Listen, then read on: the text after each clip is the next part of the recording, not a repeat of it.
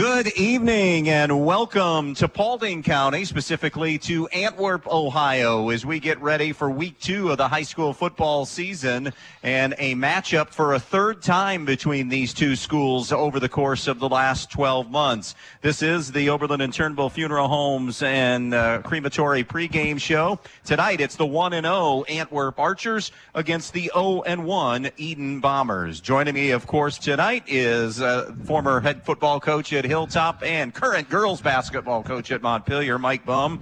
Mike, we saw one of the two games last year between the two. The cast of characters has changed a little bit for both these teams, but both really good football games last year, and I think we both anticipate a good one here tonight. Oh, absolutely. Again, last year, we talked about two playoff teams. They played each other twice last year, once obviously in week 2, as you talked about, and then the second time they played in week 2 of the playoffs. Edon getting the upper hand both of those times by the narrowest of margins. Two good football teams. We may not get out of here, people, until somewhere around, 12:30 tonight, Andy, as much as these two teams like to throw the football, and, well, they should, because there's two great quarterbacks we're going to see tonight. One, an up-and-comer, just getting his legs going here after following Drew Aldemus, but going to be a real good one in Kyler Sapp. And, of course, the other one more established, first-team All-GMC, Carson Aldemus on the other side. Yeah, and Kyler following Drew Gallahue. You already had Aldemus in your head. Drew, Dad, we had a nice visit with Dad. Did I say that? Yeah, okay. We had a nice visit with Dad, who nice to see him back involved in football. And, boy, his son, Carson, has complete control and command of this Antwerp offense, and that makes a difference, doesn't it? Former quarterback, you can speak to that. You know, it sure does. And, of course, he's got weapons all around him. Last week, of course, 2 touchdowns. Landon Brewer caught the ball 8 times for 94 yards. But he also spreads the ball around to his other receivers. One guy to keep your eye on tonight, Reed Listy. There's a kid who's going to be in the backfield. He's their primary running back, but they also like to move him around in the slot position and bring him out of the backfield to get him the ball on swing passes and down the seam route. So that'll be something to keep an eye on tonight. On the other side, it's going to be throw. He's not going to run the ball much. In fact, last week, Kyler Sapp was the only one who ran the football. A couple of those were designed runs, but most of them were just ad-libbed when the play broke down. He did a very nice job of doing that. That's an element that Kyler Sapp brings to the table. Only a sophomore, but very poised as a sophomore, and he's only going to get better and better as the year goes on. 54 times they went to the air last week. Kyler completing 38 of them for 308 and 3 touchdowns. And most impressively, Andy, sophomore first start, 54 times through the ball, 0 interceptions. Yeah. So they are missing a key component, and we shouldn't understate this in the value that they're missing in Wade Parrish. He is that starting running back, the only kid really that got carries from last year coming back to this year in terms of carries in big games, not in mop-up time. Has a broken bone on top of his foot. They hope to get him back for the Northwood game. They don't anticipate this being a season ender. When it happened, they were saying 4 to 6 weeks. Now they are cautiously optimistic in talking with a couple of assistants that they get him back for the Northwood game. So something to keep an eye on, because it changes the offense at least somewhat. Maybe not totally, but it changes it enough that we have to talk about no Wade Parrish in the lineup.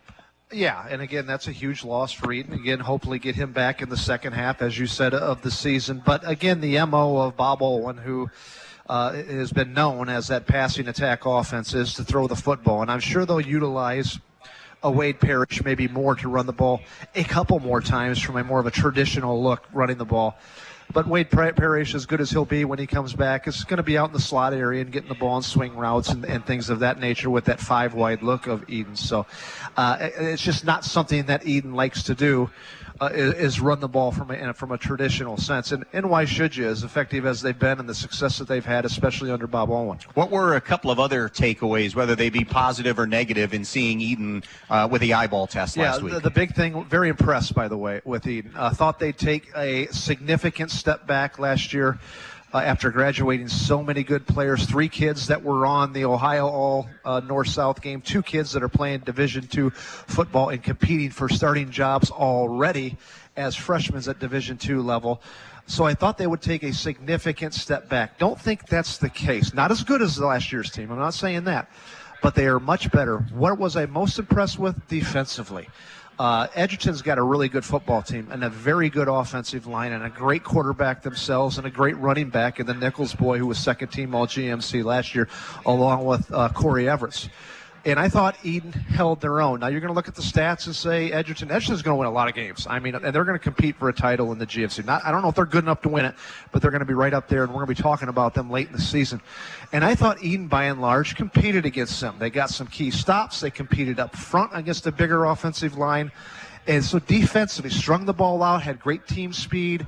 I thought there was many collisions last week, hard hitting. You got to see kids from the secondary coming up and putting licks on it. So an aggressive type of team, still very young, but defensively is an area that I thought Edon was much better than I thought they'd be. A lot more to break down. We are just getting this Friday night party started. Of course, it was an overcast day all day. Almost looked like it could break open with some rain at some point in time, but followed what the meteorologist talked about as the day went on. We were going to see sunshine, and that's what we have. Bright sunshine here in Antwerp for the opening kickoff, which is just moments away. We're going to step aside and take our first break on the Oberlin and Turnbull Funeral Homes pregame show. When we come back, our Brian Ford Lincoln conversation with the two head coaches, and we'll be joined by Jason Hale of Antwerp, Bob Olwin from Edon, coming up next on B-Rock Sports. When it comes to choosing a memorial that represents the lasting memories of a person's life, the Fackler Monument Company in Montpelier, Ohio can create exactly what you are looking for, like an eagle soaring through the woods etched on a memorial, a bench that has mom and dad's names engraved into the granite to sit and reflect, a picture of the family farm etched on the stone, or maybe your style is a memorial that has a split headstone with a vase in between for flowers. The Fackler Monument Company of Montpelier, Ohio, serving families in the tri-state area since 1924. You know where to go when your vehicle has been in an accident, but why should you take that same vehicle to Jason Dietz Collision and Service when you need an oil change, brake job, or any other routine maintenance? It's because Dave Brown and Sam Bailey have 60 years of combined experience diagnosing and repairing domestic, foreign, and classic automobiles. They have a state-of-the-art alignment machine that ensures a perfect alignment every time, and the training and expertise to fix your problem the first time. So whether it's a crash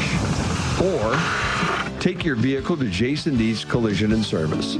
Hi, I'm Molly Culler, your local Allstate agent. I live and work here just like you. And with all kinds of local insurance advice, I am someone you can count on to help you protect all that's good in your life. I make it easy to save on the quality protection you need. I will even help do the switching and paperwork for you. So stop by my office today for a quote. We are located on West High Street in Bryan. That's 1111 West High Street in Bryan. Week 2 of high school football, our matchup here this week, Edon and Antwerp, a playoff rematch. Actually, they played twice last year if you throw in the regular season. Our Brian Ford Lincoln conversation with Edon head coach Bob Olwin. And Bob, I know a loss, not what you wanted to have happen on opening night against a good Edgerton team, but some positives came out of that, I'm sure. I guess from your perspective, tell us a little bit about your thoughts on week 1 against Edgerton. Well, I thought we had some kids really play well, like Cohen Holbert had 18 tackles, and Tyler Sapp on defense had like 13, and I think Garrett Skiles had about the same amount of tackles, and so those three really stepped their game up and was very active defensively for us. Kyler made some plays. He held the ball a little bit longer than he should have on offense, but he keeps his eyes downfield and made some plays for us, and a heady ball player. We just need, Caden Nestor, he had like 13 catches, and Carter Keys had 11, I think. So those guys, were the big receivers for us. Jack Morris played pretty well on defense, so we got a long way to go, and we're taking on a Antwerp team this week that is loaded from the playoff game last year with Carson Aldemus and Reed Leasty and the Brewer kid, who's an absolute beast on offense and defense, a very active player. The Parker Moore is a good receiver for him. They have a super tough right guard and Cyrus. No, I know him by 53. Yeah, but that's good. I got you. He's mean. he will come over and knock you out. So he plays middle linebacker for him. Very active, a lot of energy kid, high motor. So they have a very nice team. Carson's in complete control of the offense, and he's a threat to run the ball as well as pass it. Has a nice quick release, and Coach Hale having Drew and Travis helping him with Carson's brother Keaton has made their offense and defense tons better. So we have our work cut out for us. Bob, that's where I was heading, was to Antwerp, and you gave me a good scouting report there, so no need to ask any more on that. But I guess how do your kids compete? How do you win this game? How do you take this to the fourth quarter with a shot in this one? Well, we talked about competing the whole game, first of all, and not giving up big plays. After they're going to catch some balls, but we can't give them extra yardage. We can't miss tackles, and we did that a little bit against Edon in a crucial situation in the fourth quarter, and we make some plays. The outcome's a little different, but we'll have to do that against Antwerp to be successful, and we have to do a better job of giving Tyler time to throw the ball without people in his face, and he has to do a better job of releasing the ball and not staring down receivers and so forth. So the sophomore receivers for us have to step up in this game for us to be successful as well. Well, we look forward to seeing this one. Bob, thanks for the time. Good luck against Antwerp here in week 2. Thanks, Andy. Appreciate it.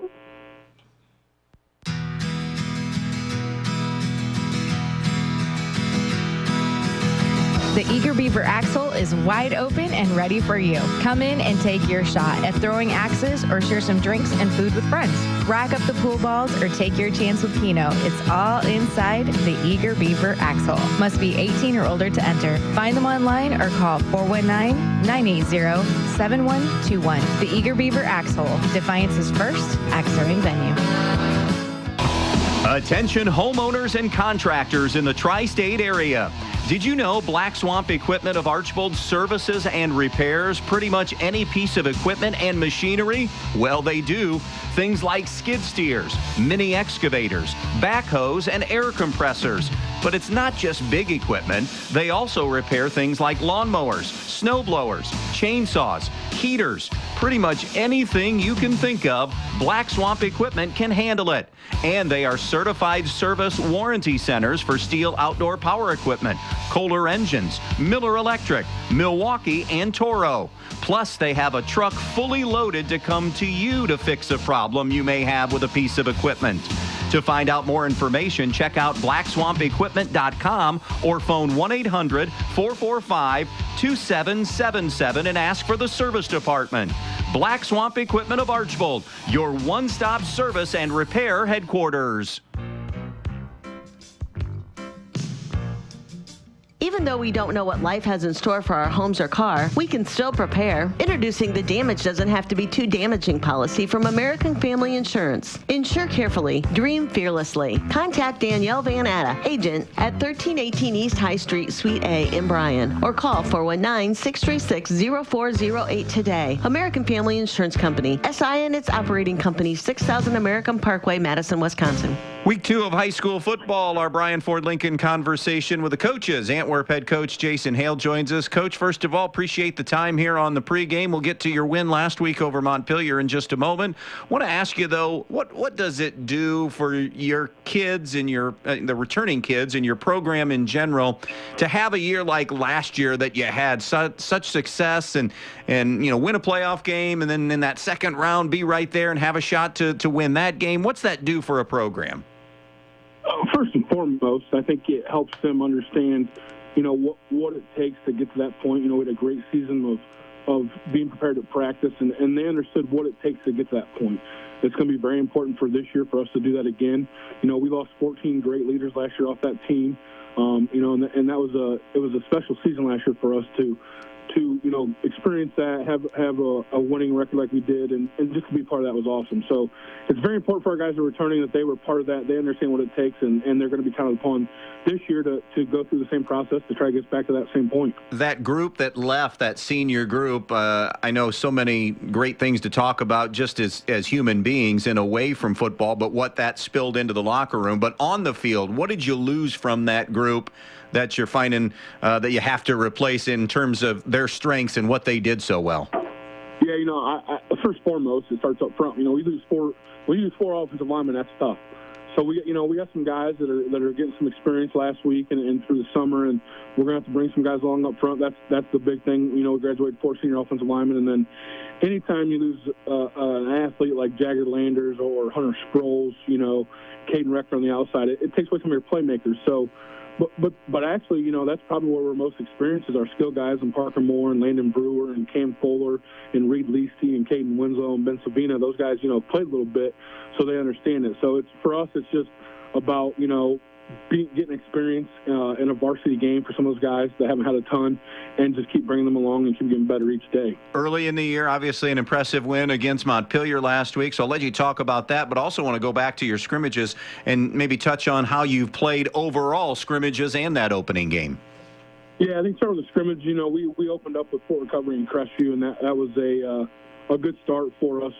Obviously very physical teams, and I thought we played pretty well that scrimmage, and then the second week scrimmage, we went to Delphus Jefferson, and man, were they were big, they were physical, and they got after us. So I think that kind of, realized that was for us. That kind of realized, hey, we gotta be, get better each day in practice and be prepared. And then obviously last week versus Montpelier, we had a great week of practice last week. I think first and foremost, our guys were mentally prepared, physically prepared, and obviously, you saw that on Friday night with our execution. We made a lot of good plays. I thought we flew the football defensively. Guys made plays, gang tackling, and then offensively we just executed and did what we did. So it was great to see, and we're going to need another great week this week for Edon because they're a great team. Very familiar opponent. This will be the third time Edon and Antwerp get together over the course of a year. Throw in the playoff game. Tell me a little bit about this year's team, and what do you see when you watch this year's group on film based on last week against Edgerton and any scrimmages you may have seen? Yeah, Matt, first and foremost, they're explosive. The Sat to the quarterback. They got, Nestor at receiver. He's a good receiver. The Keys kid as well. He's making some plays for him, has experience as a senior. So their skill guys are very athletic, and, their quarterback can hurt you on both phases of the game. So we got to make sure we're disciplined and read our keys and play great team defense. So, I think defensively, they do a good job of just attacking you defensively. So you got to make sure that you are sounding your assignment and be ready to go. Big picture, what's the GMC look like this year in your opinion? Honestly, I think it's going to be it's going to be a downright battle. I think every week, man. I think it's going to be really close with Sonora, with Ayersville, with Edgerton. Wayne Trace. A lot of schools got a lot coming back. And we want to be in that mix as well. So we know it's going to have to be a battle each week, and there's no weeks off in the GMC, man. So we got to prepare every week, like it's a championship week. That's kind of what we talk about. Like you cannot take a week off in the GMC because teams, we obviously know having a successful year last year that the teams are going to, be gunning for us, and we got to be prepared for that and be ready to play. So I think it's going to be a battle each week, and it's going to be a tight race for the GMC this year. Great catching up with you, Jason. Best of luck this season, and good luck against Edon here in week 2. Thank you. Appreciate it. Have a good day. Fritch Excavating and CMF Enterprise of Edon wants to wish the Edon Bombers the best of luck in tonight's game. Fritch Excavating is family-owned and operated for over 30 years, and they handle everything from site prep to parking lots to land clearing. They can also put in a driveway, run a water line to an outdoor building, do a sewer line, or tile work as well. CMF Enterprise is a female-owned and operated business serving Ohio and Indiana, offering dump truck services, including aggregate material sales. CMF also handles a large variety of construction, landscaping, ag, and residential materials as well. Fritz Excavating of Edon and CMF Enterprise of Edon wishing the Bombers the best of luck in tonight's game. When you're in need of a new appliance, go to your local appliance dealer, Direct Link Appliance and Hardware in Bryan. They carry new, used, and scratch and dent appliances. They carry the brands you need: Speed Queen, Whirlpool, Maytag, KitchenAid, Amana, and GE. Many in stock for you to take home today. Then when you have something wrong in years to come, Direct Link will also service everything. No need to call that 800 number and talk to someone you don't know. Just call Direct Link at 419-636-4541 and they'll be out to fix it for you whether it's under warranty or not. Direct Link Appliance and Hardware in Bryan, your local appliance dealer. Your friends at your neighborhood Edon Farmers Co-op Country Store would like to invite you to stop in at the Edon, Montpelier, and Edgerton stores to check out their complete line of pet supplies, animal feed, and outdoor products. Their friendly, knowledgeable staff is ready to answer all of your questions concerning their complete line of Kalmbach, Land O'Lakes, and much, much more. For your convenience, your purchase can be carried to your vehicle by one of their employees. Be sure to stop by soon and see them at your hometown country store, the Edon Farmers Co-op.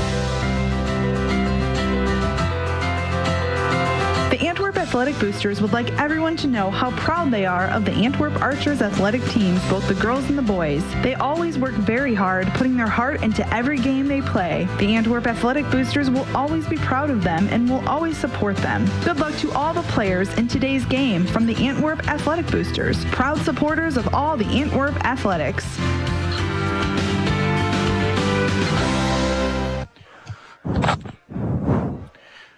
Welcome back out here to Archer Field in Antwerp. 1-0 Antwerp against 0-1 Edon. Since we had Edon last week, we talked about the numbers from last year for guys that they lost, guys that were coming back. Want to just make mention of Antwerp. They went 9-3 last year. 6-1 in the GMC. That was good for second place. They defeated Patrick Henry 14-7 in the postseason in round one. Lost to Edon in that thriller 26-21. Carson Aldemus threw for 2,578 yards last year. Rushed for another 649 and had 28 touchdowns on the year last year. Landon Brewer was the top receiver coming back with 43 catches for 628. Parker Moore caught 28 balls for 421 last season. Brewer 9 touchdowns, Moore with 6 touchdowns. They lost twice to Edon, as Mike mentioned. 41-26 was the regular season score, 26-21 the postseason score. One of the big issues, and you heard Jason Hale talk a little bit about it, Mike, and I want to have, you didn't see it last week. We may see it tonight potentially, but 4 offensive linemen had to be replaced from last year to this year.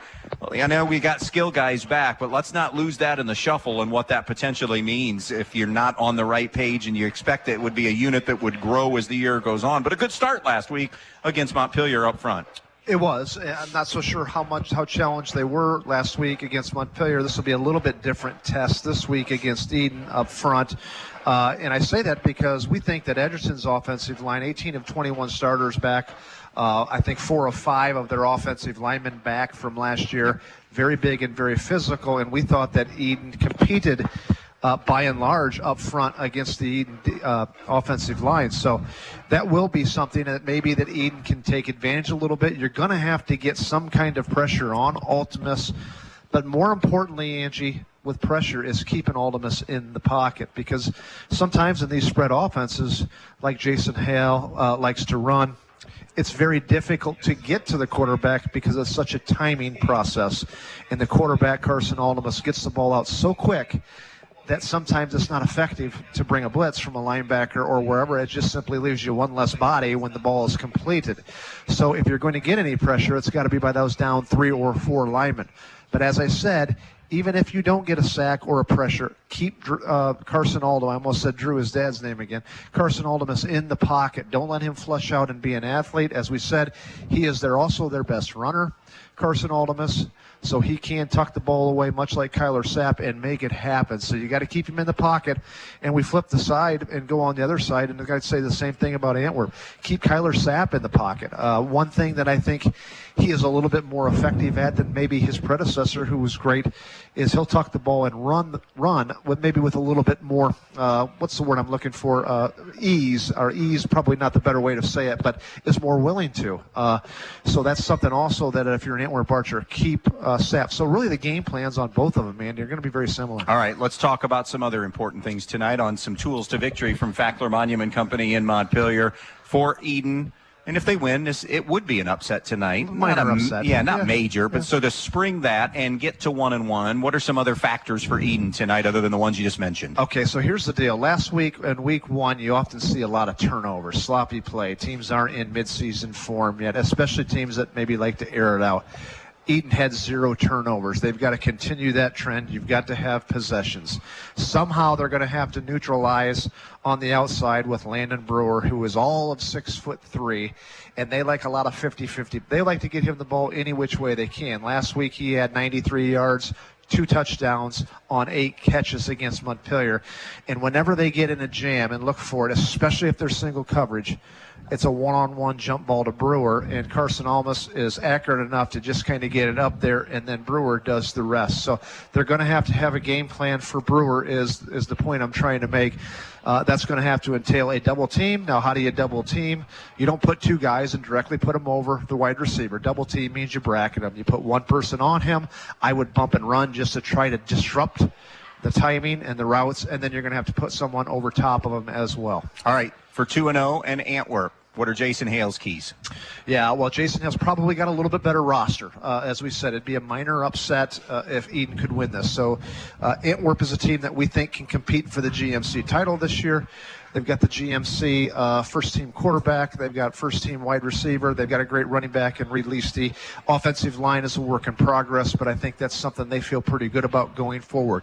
In order for them, again, we'll flip it. You could say this really every week. This is nothing new. You can't turn the ball over and give Edon. Edon's good enough. If you turn the ball over enough to them, they're going to eventually punch it in, and don't let them hang around. So obviously turnovers, and that's something we could say every week.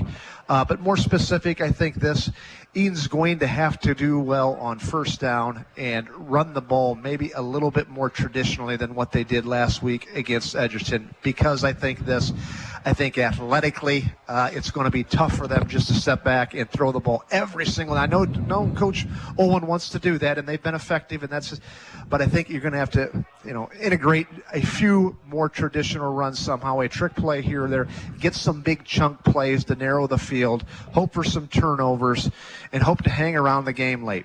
All right. We've talked a lot about skill and skill players in this game, and that's very true. Both teams want to run spread. A little bit different how they run spread, but that's their base offense for both. I'm going to mention big number 61. He's a game wrecker. Kendrick Robinson, 6'6", 330 is what he's listed at. And he is somebody that you better game plan. We know Coach Owen did, but keep an eye on the big fella in the middle, because he is going to require a ton of attention and potentially open up some opportunities. If he doesn't make plays, teammates, because of all the attention he's drawing, will. Okay, yeah, a couple things there. Again, Edon not going to run the ball a whole heck of a lot, so you're not going to knock him off the line of scrimmage even if you did run the ball. So shield him, slow him up, try to have it so he does not collapse the pocket. If you're the right or left guard and you have no blitz responsibility and you're taking a look, you've got one eye on the linebacker if you're a right guard, if nobody's over you, and you've got one eye on the nose guard, and that's where Kendrick plays, in that nose guard area, and you basically help down and double team him at least momentarily to slow him up. You're right. You get that push up the middle there, and then maybe now and then you get a little edge pressure. That's a long night for a quarterback. And if he does get some pressure up the middle, he could make some of those. He's big enough, too, in size and height, that he could make some of those passing lanes that Kyler Sapp has to look through with the big paws up in the air, change that throwing motion, change some routes, hurry some throws as well. Pressure is not about sacks all the time, my friend. You know that as well as I do. That's a great point, Andy. How do you get a big defensive lineman's hands down? Well, the quick thing is you get a good punch, you get your hands into him, into that rib cage area, and what you automatically do once you feel that is you drop your hands down. So, yes, getting his hands down, being somebody who's that big, making it difficult, and that's well said, Andy, and a great point. That closes windows down for quarterback over those seam routes. And Edon had a few of those seam routes last week against Edgerton where they were very effective. Won't be such a factor when Edon throws to the sideline. and more to the perimeter area and those long swing passes. I don't think Kendrick will be quite as effective in that, but between those A-gaps, and A-gaps is right beside the center on each side, he is a factor. You ready to go? I'm always ready to go. I get to hang out with my good buddy, the Ange. I get to see two great football teams. Who got better than us? We're the luckiest guys in the world. Couple more minutes, and we got kickoff for week 2. You've been listening to the Overland and Turnbull Funeral Homes and Crematory pregame show. Edon and Antwerp from Archer Country and Archer Field when we come back. Camco Industries, with facilities located in West Unity, Ohio and Morenci, Michigan, has openings on all 3 shifts for production and assembly operators. We manufacture interior plastic products for the automotive industry. As an operator, you will be required to visually inspect, trim, assemble, and pack parts, as well as label containers. You must be able to pass an entry-level test and a substance abuse test. Camco also has openings for shipping associates, material handlers, and production leads. Camco offers a complete benefit package along with a bonus for the successful completion of probationary status, an attendance bonus, and a referral bonus. If you would like to join our team, please complete an application online at www.kumi-na.com or in person at Camco, 1001 East Jackson Street, West Unity, Ohio, Monday through Friday from 8 a.m. to 4:30 p.m. All rehires will be considered for employment. Donaldson's Ace Hardware on North Union Street in Bryan is having a huge garage sale through the whole month of August. Save big with great markdowns on all garage sale items and other in-store specials, including buy 2 get 1 free Ace furnace filters. Donaldson's carries a large selection of pool supplies with liquid chlorine, only $5.99 a gallon. Anything you need, from Ego battery-powered chainsaws to Ace brand wild bird food, Donaldson's Ace Hardware on Union Street in Bryan is your helpful place.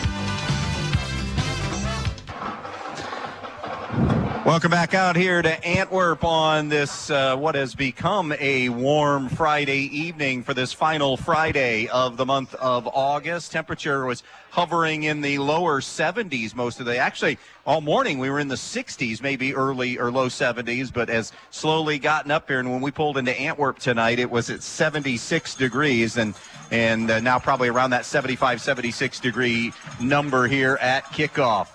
Antwerp in their blue jerseys with the black pants and blue trim. Edon in their all whites with the blue trim here tonight.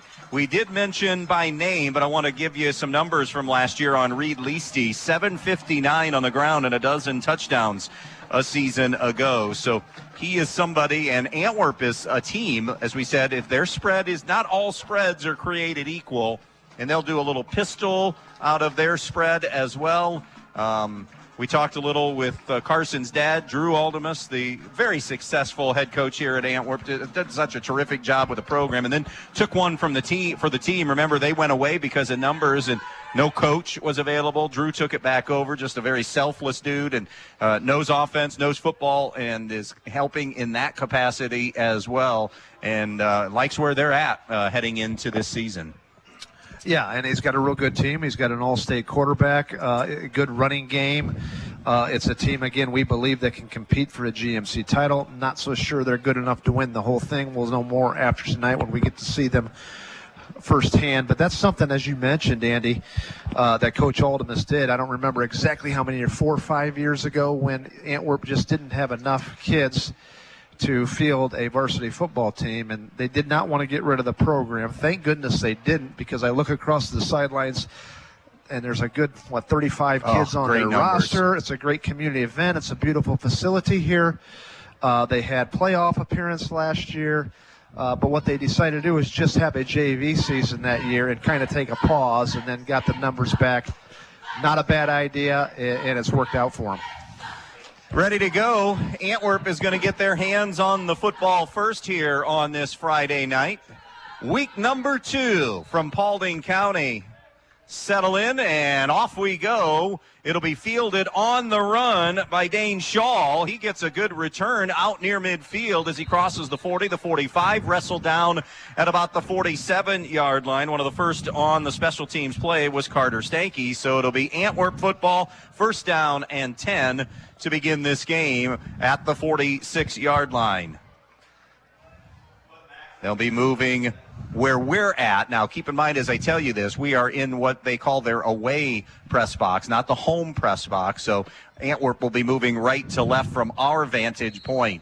Antwerp will go with that pistol look. They'll go twins to the right and left with Leasty, the one running back, in the backfield behind Aldemus.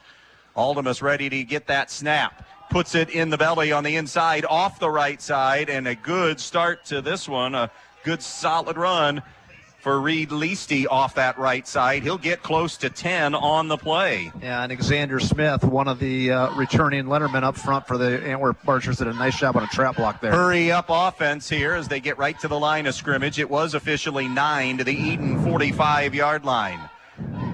Again, twins look both ways. Leasty, the running back. Pistol formation, 4 down linemen for the Bombers.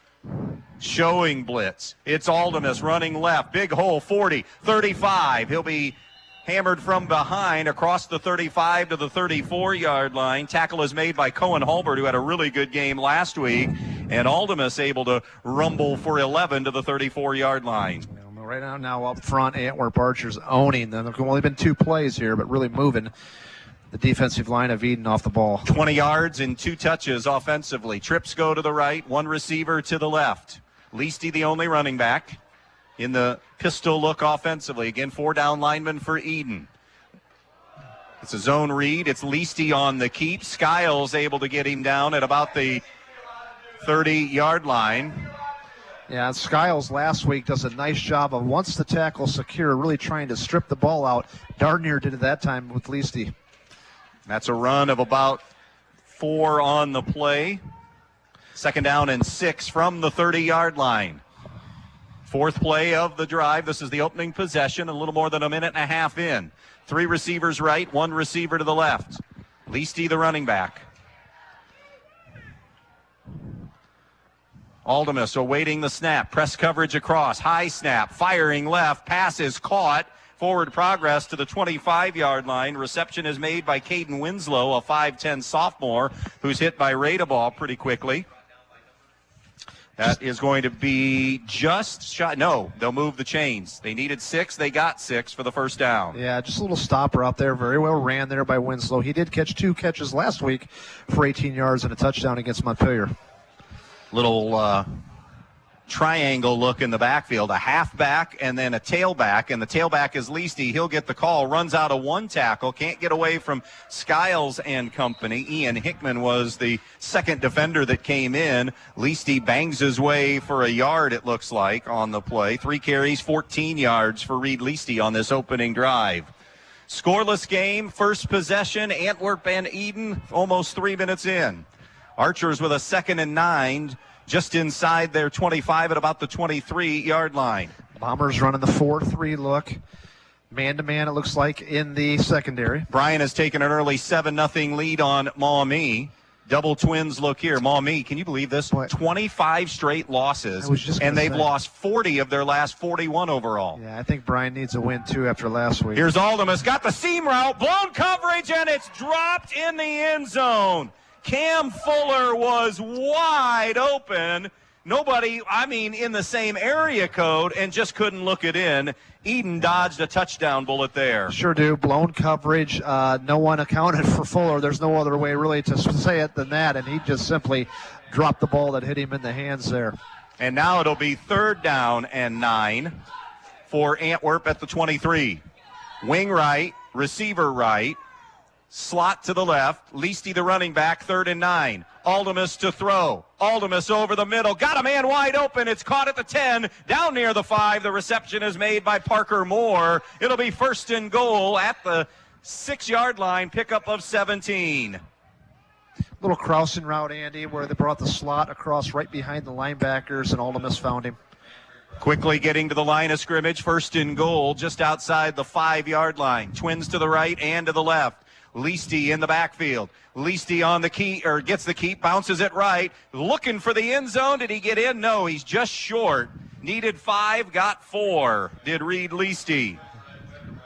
Bouncing it off to the right, and they're going to go right back to the line of scrimmage. It'll be 2nd and goal at the 1. This could just be a tap, and Carson Aldemus straight ahead, and it is Carson Aldemus straight ahead, and it's a touchdown on the opening drive for the Antwerp Archers. Yeah, and really no way I'd other put it. Don't sugarcoat it. That Archers made it look easy there. Everything they wanted to do, running the football, passing, the one incompletion they had was simply a drop pass.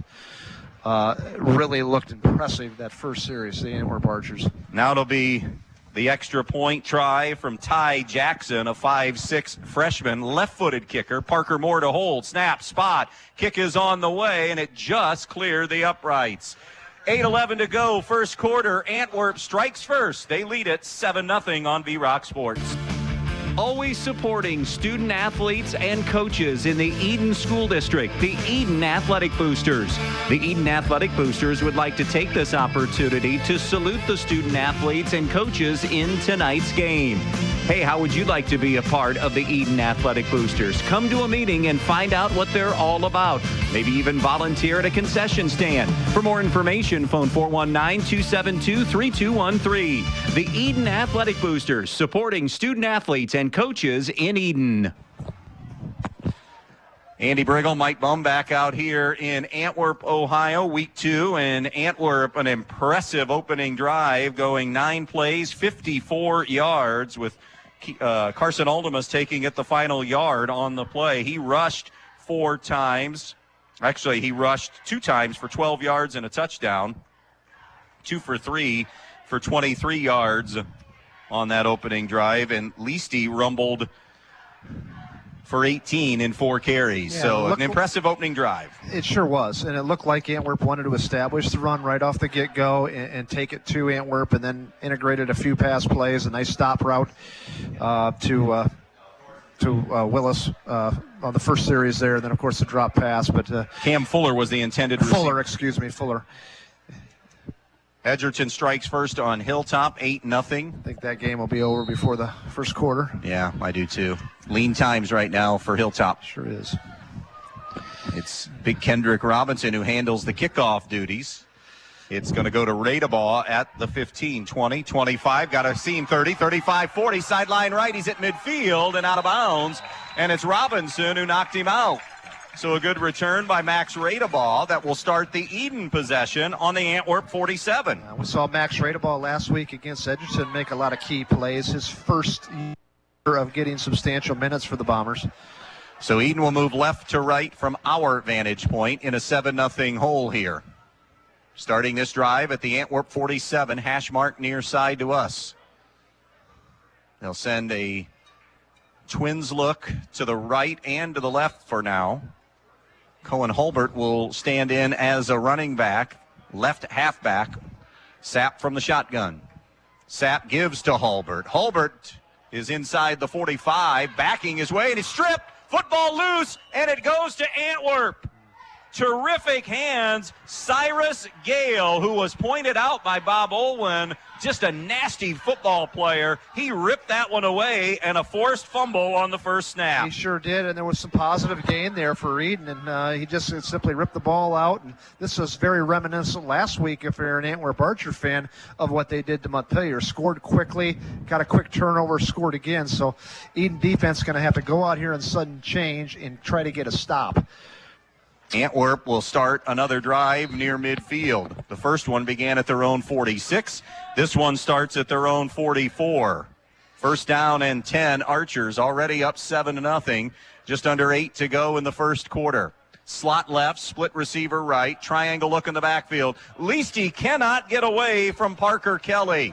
He had a really good season last year, solid game last week. It's a loss of 1 for Reed Leasty. Yeah, Parker Kelly is one of those kids. Was rotating a little bit last week against Edgerton, playing left tackle for them and playing right defensive tackle. Great job there. He's only a sophomore. He's going to do nothing but get better as his career goes on. 2nd and 11 now from the 42. Single receiver to the right for Antwerp. Twins to the left. That's that triangle look in the backfield. Dane Shaw joining Reed Leasty in the backfield. Aldemus to throw.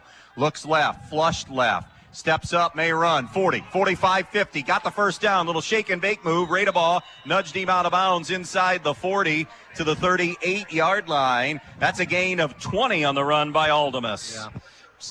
Just simply nothing was available downfield. Nice job of coverage by the Edon Bombers. And what does Aldemus do? Uses his athleticism, tucks the ball, and gets a first down. Line of scrimmage is the 38-yard line. 1st and 10, hash mark near side. Double twins look each way in that pistol formation. It's Aldemus to throw, looks right, wants the go route down the right sideline, overshot his intended target, and he was looking for Landon Brewer. Incomplete. And that's a play that you can see that Antwerp continues to go back when they get single coverage out there to Landon Brewer. It's probably an automatic audible in which they go just one-on-one with Brewer's 6'3" frame. It's one of those 50-50 balls that he's usually going to win. And we just had our first penalty of the night. It's a 10-yard holding penalty against Antwerp. Wasion has drawn first blood over Tenora. They lead that one 7-0. Tenora will be a factor in the GMC. Probably won't win tonight. Tough opening couple weeks against Liberty Center and Wasion. Both will be at the top of the NWAL this year. Evergreen leads Montpelier 7-0. 1st and 20 now for Antwerp, back at the 48 of Edon. Twins to the right and to the left, pistol formation. Leasty out of the zone read. He has it. He's wrestled down by Parker Kelly again. 5'11", 250-pound sophomore. No gain for Leasty. Came to play. Already 2 tackles for Parker Kelly, and he does a really nice job of not getting too deep, fighting off the blocker, and making the play on a very talented Reed Leasty. 2nd down and 20 from the 48 of Edon. 7-0 Antwerp on the Andres O'Neill and Lowe scoreboard. 6.5 to go in the first quarter. Wing right, receiver right, and flags fly. And I think we're going to get a false start on Antwerp, and we do. So 2 quick penalties for them in this drive. Long way to go this drive, but so far Edon's defense coming back on the field after a disappointing turnover, doing a pretty good job. Couple nice plays by Kelly, couple penalties. Antwerp's going the opposite direction. We'll see what happens here. We're only on down 2. Second down and 25. Archibald has drawn the early lead on St. Henry, 7-0. Wow. By the way, this between Antwerp and Edon, 46th meeting overall. Antwerp leads the series, 26-19 coming in. 2nd and 25 now from their own 47-yard line. Fake the swing. Bubble screen coming far side. Brewer has it in a lot of room. 50, 45, 40, and he's going to be cut down there at the 40-yard line. Good open field tackle is made by Edon's Carter Keys. They'll mark him at the 39-yard line. That is a pitch and catch and gain of 14 on the play. Old jailbreak play. It's a way of counteracting an aggressive defense. When you start feeling the defense is getting too much pressure, run the little inside screen called the jailbreak. Nice job there by Landon Brewer and Carson Aldemus. 3rd and 11 for Antwerp at the Edon 39. 2 receivers right, 2 receivers left. Pistol formation. Snap comes. Aldemus rolling right. Aldemus on the move. Got Brewer. Did he haul it in? Yes, he did. Good work first with the hands, Foz, and then toe tap on the far sideline. Usher out of bounds by Caden Nestor. But a great ball and a great catch and a first down pickup to the 20. And it wasn't bad coverage by Caden Nestor, but size does matter. And when you're 6'3", 6'4", even when you're covered, sometimes you've got a chance to make a play. Antwerp has dug themselves out of a 2nd and 25. They have a 1st and 10 now at the Edon 20, looking to add to their 7-0 lead. On the inside give, it goes to Leasty. A little option look there as Aldemus went under center. Leasty bangs his way for 2. 2nd down and 8 coming up here from the 18. 5.5 and rolling to play first quarter. Week 2, 7-0 Antwerp. Leading Edon on the Andres O'Neill and Lowe scoreboard. Edon has had it 1 snap. They fumbled on that only play from scrimmage. Time of possession obviously being owned by the Archers. Man goes in motion from left to right in that pistol formation. There's a draw play coming back. Leasty has room. 20, 15. Little shake and bake move, and he's wrestled down on the play by Carter Keese and Max Radebaugh. Gain is inside the 14, or at the 14, so it's a pickup of 5, and it'll be 3rd and short here, 3rd and medium. Actually pretty well played there by number 55, Skiles, but at least he just made a nice athletic move and managed to get positive yards. So we'll call it 3rd and 4 from the 14 of Edon. Probably 2 downs to get the 4 yards. Pistol formation, twins to the right and left. It's a quarterback run. It's a first down and more. 10-5, strolling into the end zone for the touchdown is going to be quarterback Carson Aldemus, his 2nd TD of the night, and it's 13-0. Big whole left side. Great job by that offensive line, Fozzie. Stalemated them up front, but I was more impressed with the perimeter blocking by the wide receivers by Antwerp there. And once Aldemus got a little bit of a corner there was nobody there. PAT number 2 for the freshman Ty Jackson. Snap, spot, kick is on the way, and this one hits the upright and still slides through. New score on the Andres O'Neill and Lowe scoreboard, 14-0. Antwerp with a lead on B-Rock Sports. Data breaches are occurring at an alarming rate. If your company's private records are compromised, your business could be ruined. Coverage from the Central Mutual Insurance Company can help you repair the damage of a data breach and get back to business. For your security, your protection, and your peace of mind, trust Central Mutual Insurance Company and Andres O'Neill and Lowe. With offices in Archbold, Bryan, and Wasion, or find us online at andresoneillandlowe.com. 2 possessions for Antwerp, 2 touchdowns for the Archers, cashing in on the Hulbert fumble. It ends up being a 6-play, 53-yard drive. Aldemus, the final 14 yards, his second rushing touchdown of the night. Mike. Yeah, and again, there's so many athletes for Antwerp, accounting for all of them. Sometimes the quarterback, and again, Edon knows about the ability of Aldemus, so it's not that, but it's just a numbers game. And then you get one-on-one battles, and so far, right now, Antwerp is winning those one-on-one battles. 4:29 remaining, opening quarter of football. Bryan has extended their lead over Maumee to 14-0. We'll keep you updated on games throughout the night, and of course, after the game tonight, no scoreboard. We'll give you a couple of updates while the game's going on, but Cleveland and Seattle playing out west. That's a 10-10 first pitch for the Guardians and Mariners. Kendrick Robinson, the run-up and kick for Antwerp. Sends it down near sideline. It'll be picked up by Radebaugh at the 20 or 16-yard line. 20, another good return. 25-30, 35-40, 45-50. One man to really beat, and he's going to be taken down by that one man. And that is Derek Hines. Another short field for Edon. They're doing really good work in their return game tonight, Foz. And they really are. And it's just a wall right, it looks like. And Antwerp not getting enough bodies on that side now. Kendrick is a very good football player at their center and nose tackle, but as a kicker, he's probably not going to run down too many speedy wide receivers or kickoff returners when they're bringing it back there, and that leaves them one guy shy if Radebaugh would happen to get through that first line, which he did. Second possession, Edon. Second start on the Antwerp side of things. Trips to the left, one receiver right, one running back, and that's Hulbert in the backfield. They'll give it to him again. And he rumbles off the right side. This time hangs on to the football and has close to 10 on the run. And I like the fact that Coach Olwyn went right back to Hulbert after the fumble last series, get his confidence back up. And he's a natural fit right back there in the backfield as a runner.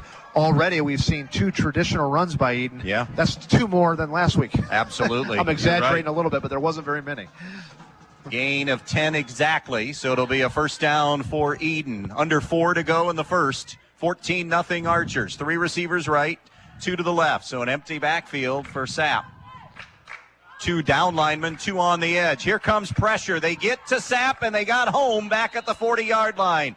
The first edge pressure came from the far side, Derek Hines. It's Xander Smith who ends up getting the sack and a loss all the way back to the 39-yard line. Yeah, Xander Smith, he had to get a nice push up the front there, and he's been around the ball all 3 of Edon's plays so far. It looks like he's going to be a good football player. So -6. Second down and 16 for Edon at the Antwerp 39. Twins right, twins left. Hulbert the running back on this second down and 16. Antwerp shows blitz. They stunt, come around, and the out route is going to be caught by Radebaugh near the 30-yard line. Got 9 on the pass play, Sapp to Radebaugh.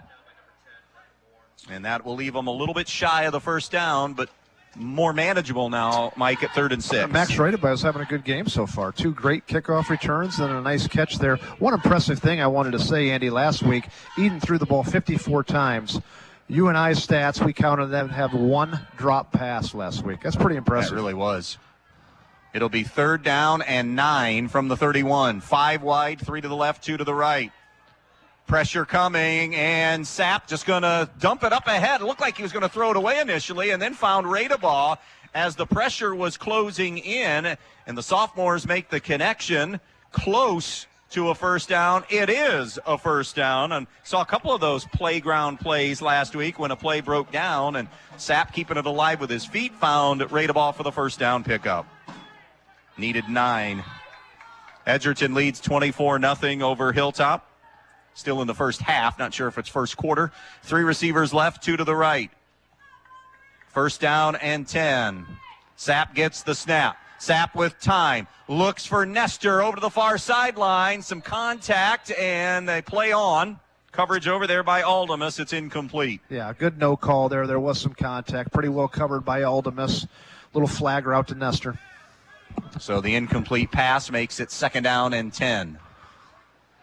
Small school football, your starting quarterbacks here in this game that means so much, both play heavy on the defensive What end. we see last week with Corey Everett's kickoff return, punt return, quarterback, defensive back, he never left the field. Napoleon leads Liberty Center 7-0 after one. 5 straight for the Liberty Tigers in that series. 3 receivers left, 2 to the right on 2nd and 10 at the 23. Quarterback draw. Sapp to the 20, to the 15. Sapp kind of burrowing his way, and now his lineman pushing him down inside the 10-yard line to the 9. A gain of 14 for Sapp on the run. It'll be first and goal. Tackle made by Robinson downfield and Cyrus Gale. Yeah, just a quarterback draw. Nice job of getting a push by Sapp. And then I really like to see number 54, Cole Oles, kind of pushing the pile forward there and never being satisfied. That's good offensive line play of trailing the ball. First and goal, Edon at the 9. A good-looking second drive to the game. Under 2 minutes to go in the first quarter. A little confusion, and Bob Olwyn saw that from his sophomore quarterback and spends a timeout. First and goal, Edon, trailing 14-0 to Antwerp. We're back in 30 seconds. Locally owned and operated for 19 years, Edon Pizza is your best choice for the freshest pizza in the area. Call them at 419-272-2452 and order from a large variety of menu items, including pasta, calzones, wings, and, of course, pizza and subs. Back out here to Antwerp. By the way, last week, Defiance riding high, second straight year. They defeat Napoleon, and then you got to turn around and play a fantastic St. Mary's team. They got bludgeoned last year, 56-0. St. Mary's off to a good start, again, leading Defiance 14-0. But I'm hearing good report out of Defiance with what Travis Cooper has to work with now and working into the future. Yeah, they're better than what they were last year. Athletically, they're still not on the same playing field as other WBL schools, but they're scrappy. The whole key for Defiance is it's not about numbers of the community or the school. It's getting some of those kids out. And in Defiance, you know, baseball's king and basketball's second, and especially in the Division II level, some of the expectation and requirements are a lot of time, and a lot of kids aren't playing 3 sports, and they're choosing basketball, their athletes, and baseball, and football is kind of the odd man out. 25th anniversary of Jerry Beauty's state championship of 97 this year. First and goal at the 10. Quarterback draw, Sapp tries to bounce it to the outside, and going right, he spins away from early trouble. Cyrus Hale had him initially, and then Reed Leasty came to clean it up. That's a run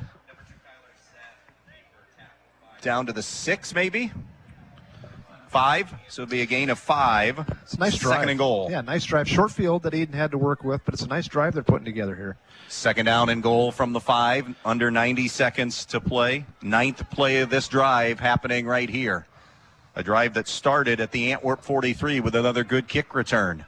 Second and goal at the 5. 3 receivers right, 2 to the left. Quick pass near side, and that pass was taken away. Jumping that route beautifully was Taven Shaw, a 5'9 sophomore, red screen all the way, Foz. Yeah, and they're playing press coverage there, so it's really difficult to get those quick little screens off because there's a defender right in their face. Third and goal, Edon at the 5. 1:15 to go in the first. 14-0 Antwerp. Here on the Andres O'Neill and Lowe scoreboard. 3 receivers go wide to the left. 2 receivers to the right. That's the short side of the field. Third and goal. Bombers at the 5 of Antwerp. Leasty showing pressure coming off the edge. He's picked up. Sapp scrambling. Looks for the corner of the end zone. Did he get there? Yes. Touchdown, Edon. Again, nothing in the secondary open. Sapp does a nice job of understanding that, using his athleticism, and it was a foot race for the corner of the end zone.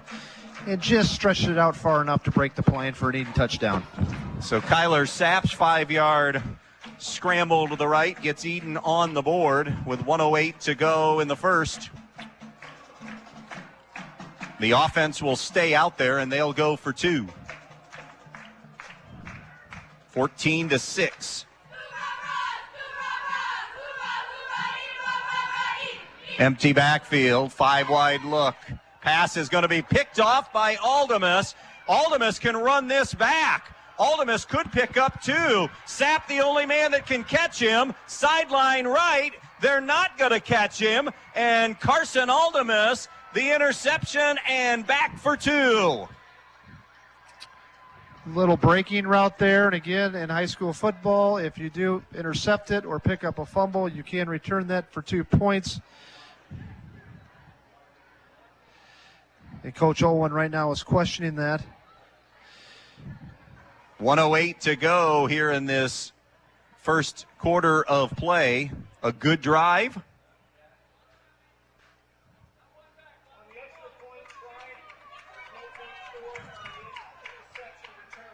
Okay, I stand corrected. We did. That's college football. You can run that back. I stand corrected. My fault there. So wipe, that will not be 2. You know, Aldemus kind of hesitated when he caught it, like, do I even bother running this here or not? No whistles. And there was no whistles, and I think the officials were kind of trying to process a little bit too. But in college football, you take the extra point back and you can get the 2 points. Not the case in high school football, at least not yet. Yeah, stand corrected. We had a couple of changes that got it more uniform, and we'll see if that's one. So 1:08 to go here in this first quarter of play. Andy Brigle, Mike Bumb, glad you are with us here tonight for this matchup for a third time in the last year. They played week 2 of the regular season last year, game won by Edon. Won in the postseason, 26-21 by Edon in the second round of the playoffs. And now playing here this evening. And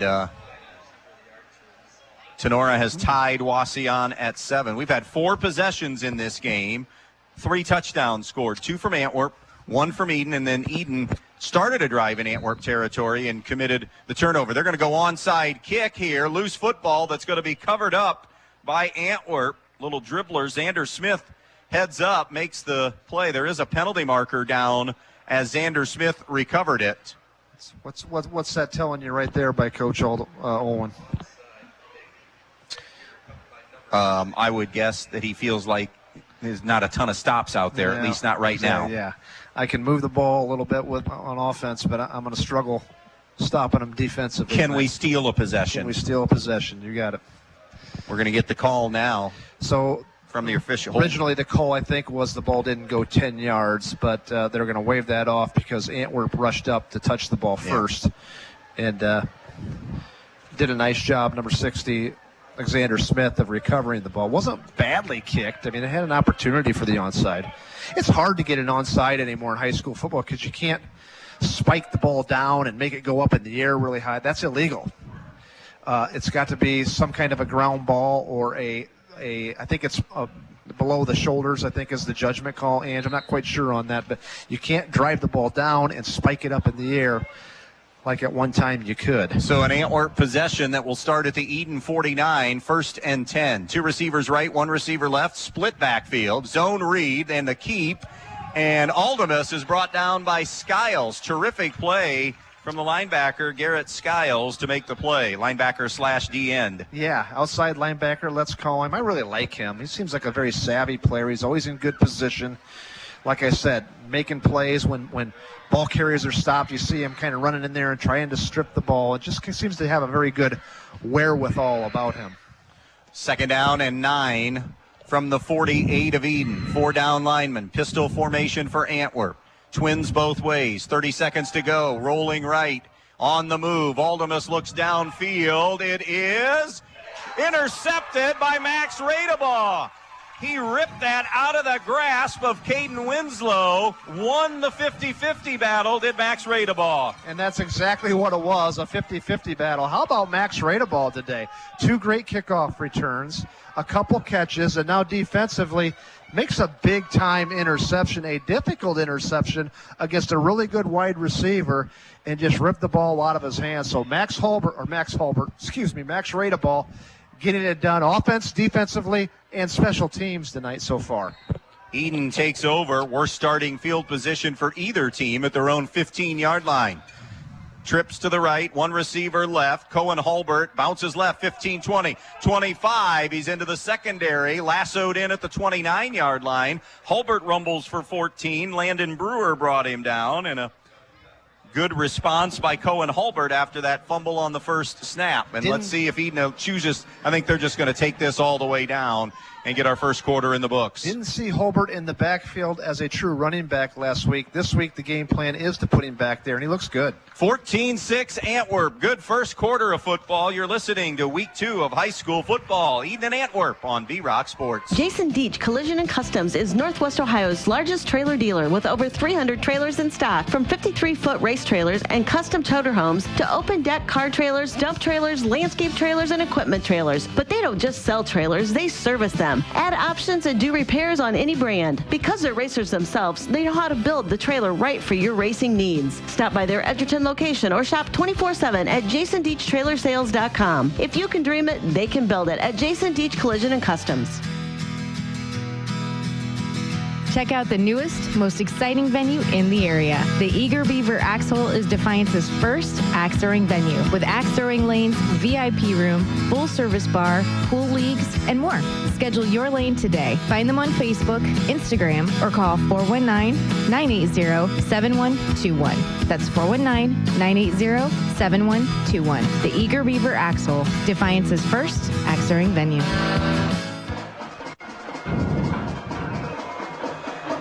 Andy Brigle, Mike Bumb back out here in Antwerp, Ohio. First quarter in the books. Foz, 14-6 game. Oh, really good start again for us here in this one. It really is. Antwerp, as advertised, very good football team. But let's also give credit to Edon. Again, down 14-0. Seemed, although a very youthful team, to very poised and focused. Don't get too rattled. Stick to the script. That's obviously great coaching by Bob Olin as well. And now they're on the move again here. Who knows this series? We'll see how it pans out. Edon's on about the 30-yard line of Antwerp, but have an opportunity to go down and even tie this football game up, and who knows what will happen there. So really like how Edon responds once they've been hit in the mouth, and liked it last week against Edgerton. Couple of TD runs for Carson Aldemus, 14 and 1 yard. Sapp, the counterpart for Edon, has a touchdown run as well in this one of 5 yards. It'll be first down and 10 for Edon at their own 29-yard line. First snap of the second quarter. 2 receivers right, 2 receivers left. Hulbert, the one running back, coming out of the backfield to the right side. Sapp had time initially, now flushed out of the pocket. 30, 35, got a block downfield before he's taken down and out of bounds by Xander Smith at about the 41-yard line. That's a run of 12 for Kyler Sapp. And you're fine with Edon that all day long. Again, Antwerp only rushing 3 that time. Kyler Sapp realizing there's just nothing there, and what's he do? Again, tucks the ball, doing a nice job of that. And a good job by Xander Smith playing linebacker. We've called his name several times for Antwerp. He's all over the field. Antwerp in this, or Edon in this possession, as far as our vantage point, going right to left, trailing by a score, 14-6. Opening minute of this second quarter. Line of scrimmage for Edon, their own 41. Archibald now leads St. Henry 14-0. A little surprised by that. Slot right and left. Hulbert gets the call, ran into the waiting arms on that far side of defensive end Derek Hines, a 5'8", 175-pound sophomore. That was a really nice job of Hines, textbook defensive end play, keeping his outside shoulder free, taking on the block, and then squeezing on the off-tackle play. 1 yard on the carry for Hulbert. Bryan extends their lead over to Maumee, 20-0. Trips to the right, twins to the left. Second down and 9, Edon at their own 41. Empty look for Sapp then. Sapp with 3 linemen coming at him. Fires the out route. Caught near side. Good reception. Carter Keese, who had a great game last week with 13 catches, picks up the first down to the 46-yard line on that grab there, his first catch of the night. And that will be a gain of 12. Call that a little stick route. Run to the sticks and turn out, and it was good timing. Nice throw by Sapp.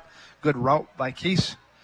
Keese is one of those kids that just don't drop the ball, and once he catches it, makes plays after the catch and makes yards after catch. 3 receivers right, 1 receiver left. 1st and 10 at the Antwerp 46. Sapp fires to the far side. Rada ball with the catch. Now he's going to try to make a play in space and is able to slither his way for 7 before Parker Moore is able to bring him down on the play. That's where it's athlete on athlete right there, and advantage that time to Edon in making a play and getting 7 yards to the 39. We got the makings of a good football game. I know we're only 10:30 into the second quarter here, but I like the way this is shaping up, Angie. Evergreen leads Montpelier now 14-0 in an old NWOAL matchup. 2 receivers right, 2 receivers left. 2nd down and 3, Edon at the 39-yard line. Hulbert gets the call, not going anywhere. He gets back to the line of scrimmage, so he at least turned a negative play into no gain. First man on the scene, Xander Smith, who's having himself a good football game for Antwerp. Boy, he sure is, the linebacker. We've already called his name several times. I've got him down for 4 tackles already. So no gain, and a 3rd down and 3 from the 39. 2 minutes and change gone by here in the second. 14-6 Antwerp on the Andres O'Neill and Lowe scoreboard. Empty backfield again. 3 receivers right, 2 receivers to the left. Coming in motion is Rada ball to the near side. On this 3rd and 3. Sapp to throw. Sapp wanted the wheel route initially, not there. Now he finds a secondary receiver and it's incomplete. The intended target was Colton Willis. Pair of archers back there in coverage, and now a 4th down decision here. That's, an easy decision.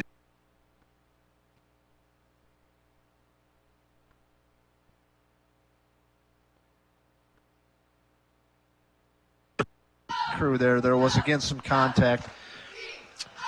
They were not fooled by the play. Cam Fuller had backside coverage. You talk about how effective Carter Keese was last week, Andy. I see that Antwerp has got Landon Brewer, the 6'3", arguably Antwerp's best athlete over there, shadowing Carter Keese. High respect for Carter Keese. 4th and 3 from the 39. 5 wide look. Sapp on an in route, and it's caught by Radaball, and then a run to the 31-yard line. Gain of 8 on 4th down, and they'll move the sticks. Boy, Max Radaball having a game today, isn't he, Andy?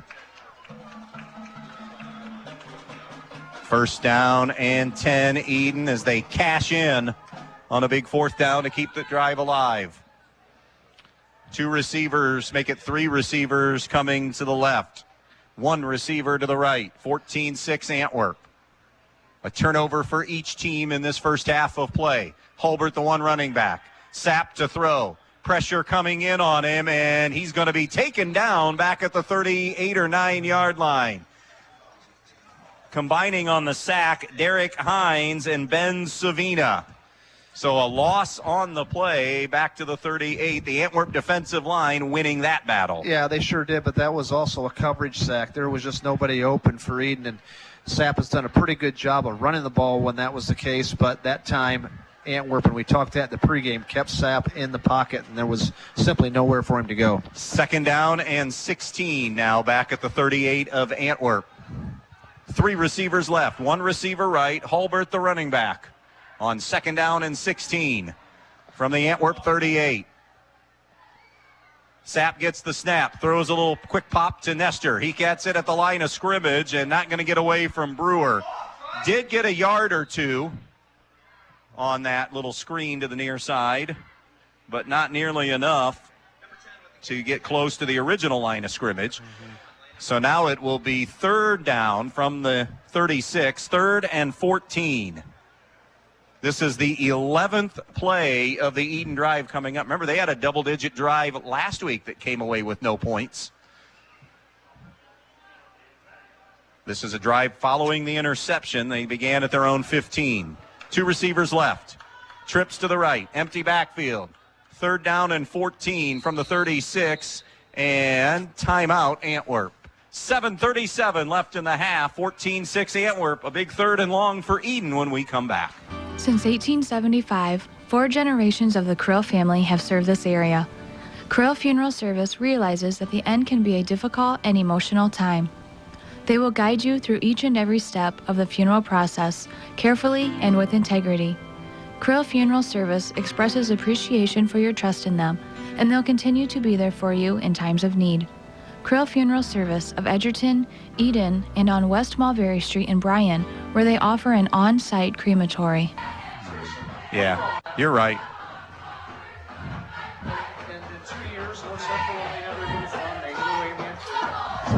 Back out here, Crestview leads Hicksville 14-0, and that is after 1. Here it is 14-6 Antwerp. Good quarter and almost a half of play here. A third down. Both teams have spent a timeout. Jason Hale wanted to make sure. I think there was maybe a little bit of confusion on the defensive alignment based on what Edon had called. So better to be safe than sorry. Spending a timeout. It's third down and 14. Good timeout. Obviously, this is going to be 4-down territory. So if you're Edon, you don't have to get it all back right here on 3rd and 14. Trips to the right.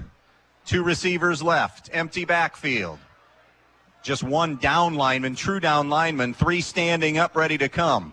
Sapp to throw. Sapp steps up, slings it down the middle, and we're going to get a penalty flag. The official just can't get the flag in time, as all over him was Parker Moore, absolutely mugging Radeball down the seam route. Yeah, and that was clearly a pass interference. And Antwerp's saying it was an uncatchable ball, but there's no such thing in high school football as uncatchable. If it's pass interference, it's pass interference. So good call. Next week, our travels will take us to Edgerton. Our first look at Andy Robinson in Montpelier and a tall task against the Edgerton Bulldogs. That is our Week 3 game next week on B-Rock Sports. So that step off of the penalty is going to move them down to the 21-yard line, and that will be enough for a first down. Remember, it's not automatic in high school football. So first down, Edon at the Antwerp 21. 7.5 to go. First half of football. 14-6. Archers with the lead. Quarterback saw the scoring and on the ground. Almost a pair of TD runs. Sapp with 1. 5 wide, 3 to the right, 2 to the left. Sapp gets the snap. Looks, steps up. Hit from behind and still got rid of it. Great job. He actually never came down on the play. Reception is going to be made over the middle. That catch is made by Christian Owens, a 6'1", 165-pound freshman. Just got him 9 on the play. I think that's the first catch Christian Owens has had this year. I don't remember him catching one last week, so good for him, the young freshman. And again, what Bob Olwin talked about, what we saw with our eyes last week, Sapp does look to run, but does a great job before he goes from the pocket. Those eyes stay down the field. Yeah, well said, Andy, and you're exactly right. He does. That's the first thing a lot of I'll wait till this play's over and make that comment. But 2nd and 1, Sapp to throw again. Out route, pass caught. It's Nestor down to the 5-yard line. It'll be 1st and goal, Edon. And at all levels, and some really good quarterbacks, because it's your natural human nature thing to do when you get pressure is to drop your head.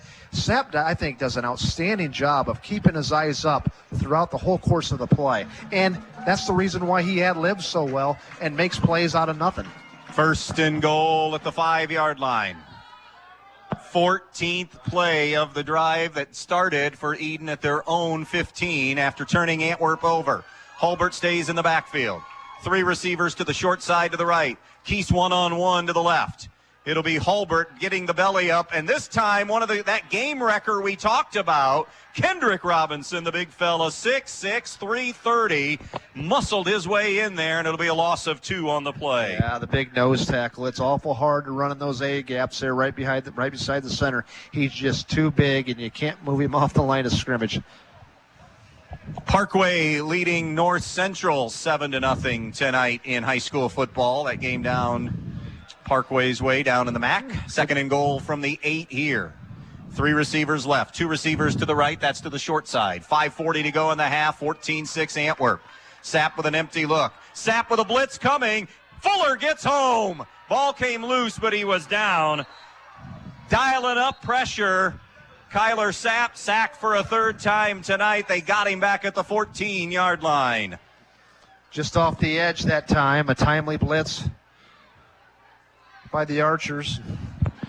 Actually, it'll be outside the 14, back at the 16-yard line. Derek Hines, again, we've called his name a couple times. Great job of coming off the edge there. So now 3rd and goal near the 17-yard line. Make it the 18-yard line. 3rd and goal at the 18-yard line. So that's officially minus 12 on the snap, on the loss on the snap. 5 wide look, 3rd and goal leading at the 18. Sapp to throw. Sapp flushed again to the right. Sapp with time. Looks, now just throws it away. And he's driven out of bounds. Edon fans wanting one, and they're going to get one. It'll be a late hit on the far side. Now, Jason Hale's argument is, just telling you what the argument is, he started contact in the field of play. In the official's estimation, that might be the case, but I think it's the fact that he kept driving him on the far side. He did, and I think it's a good call by the official. Again, it wasn't the ferocity of the tackle. It was he just didn't stop and kept, as you said, I can't say any different than you have, kept pushing him into the crowd there. That was unnecessary. So humongous Antwerp penalty. Really is. It was a big mistake there by Antwerp, and now this is going to give Edon a fresh set of downs and 1st and goal situation here. Edgerton 45-0 over Hilltop. It's half the distance. So now instead of 4th and goal at the 18, because that was a throwaway by Kyler Sapp. There was nothing there. And it gets tough to throw the ball when you get in the red zone because the field shrinks so much, and there's a lot more bodies in there. So it's difficult for these spread offenses sometimes to score in the red zone, especially if you don't run the ball. We got Holbert now in the backfield. Let's see if Edon tries to run the ball a little bit. 1st and goal at the 9-yard line. 3 receivers bunched left. Play action. Sapp wants it in the flat. Caught by Nestor. He's at the 5. Spins down at the 5-yard line. Pickup of 4 on the play. Tackle is made for Antwerp by Reed Leasty. You know, and this kind of plays right in. If Edon can come away with a score here, the time of possession, Edon has had the ball. Fizz, this is the 18th drive. Yeah, it's been over 6 minutes they've had the ball, right? Andy? Yeah, easily? Yes, easily. Against that high-powered Antwerp offense, you couldn't ask for anything more if Edon come away with a score here if you're Bob Owens. 2nd and goal at the 4. Trips to the right, single receiver left after the pickup of 5. Sapp wants the end zone. Looks, fires, broken up on the play. Good break on the football that time by Parker Moore. Terrific defense that time by Antwerp. Yeah, and kind of a bad read there by Sapp, too, and I'm not sure where he was going with that, but could have been picked had a deflection not occurred there. Again, it gets very difficult to throw the ball when you get into those tight quarters that Edon is in now on the 4-yard line, Now it will be 3rd and goal from the 4. 14-6 Antwerp, 4:10 to go in the half. Wide to the right, 3 receivers. 1 receiver to the left. There's a wing also to the right. That's Nestor. Keep an eye on him. Rolling right is Sapp. This is a throwback to Nestor. Can't get the connection, incomplete. Yeah. Aldemus with coverage there, and it'll set up 4th down and goal now. Love the play call. Roll out one way, turn, and throw back to one of your biggest wide receivers and sure-handed Nestor. It was just well defended that time by Aldemus. So 4th and goal from the 4. Play number 19 in the drive. Can they come away with points here? Offense stays out there, no kicking game to go for a short field goal. This week there's no kicking game for Edon, but I hear tell through the grapevine there's an exchange student coming in from Italy who can play soccer. Boy, you got sources all over. Timeout. We'll come back to that, my good friend. Timeout on the field, a big 4th down when we come back. When it comes to choosing a memorial that represents the lasting memories of a person's life, the Fackler Monument Company in Montpelier, Ohio can create exactly what you are looking for. Like an eagle soaring through the woods etched on a memorial. A bench that has mom and dad's names engraved into the granite to sit and reflect. A picture of the family farm etched on the stone. Or maybe your style is a memorial that has a split headstone with a vase in between for flowers. The Fackler Monument Company of Montpelier, Ohio, serving families in the tri-state area since 1924. Back out here in Antwerp, Patrick Henry leads Wayne Trace 12-0. Foz, finish your story. Do tell where you have Scoop me on this play. Unconfirmed sources. It is confirmed. I got a text from somebody that's confirming it. So Okay. Well, I'm just telling you, I got a lot of sources out there. I know a lot of people now. Break it out. I hear there's an exchange student from Italy. You got to wonder right there, if he's from Italy, he probably plays soccer and kick the heck out of the ball.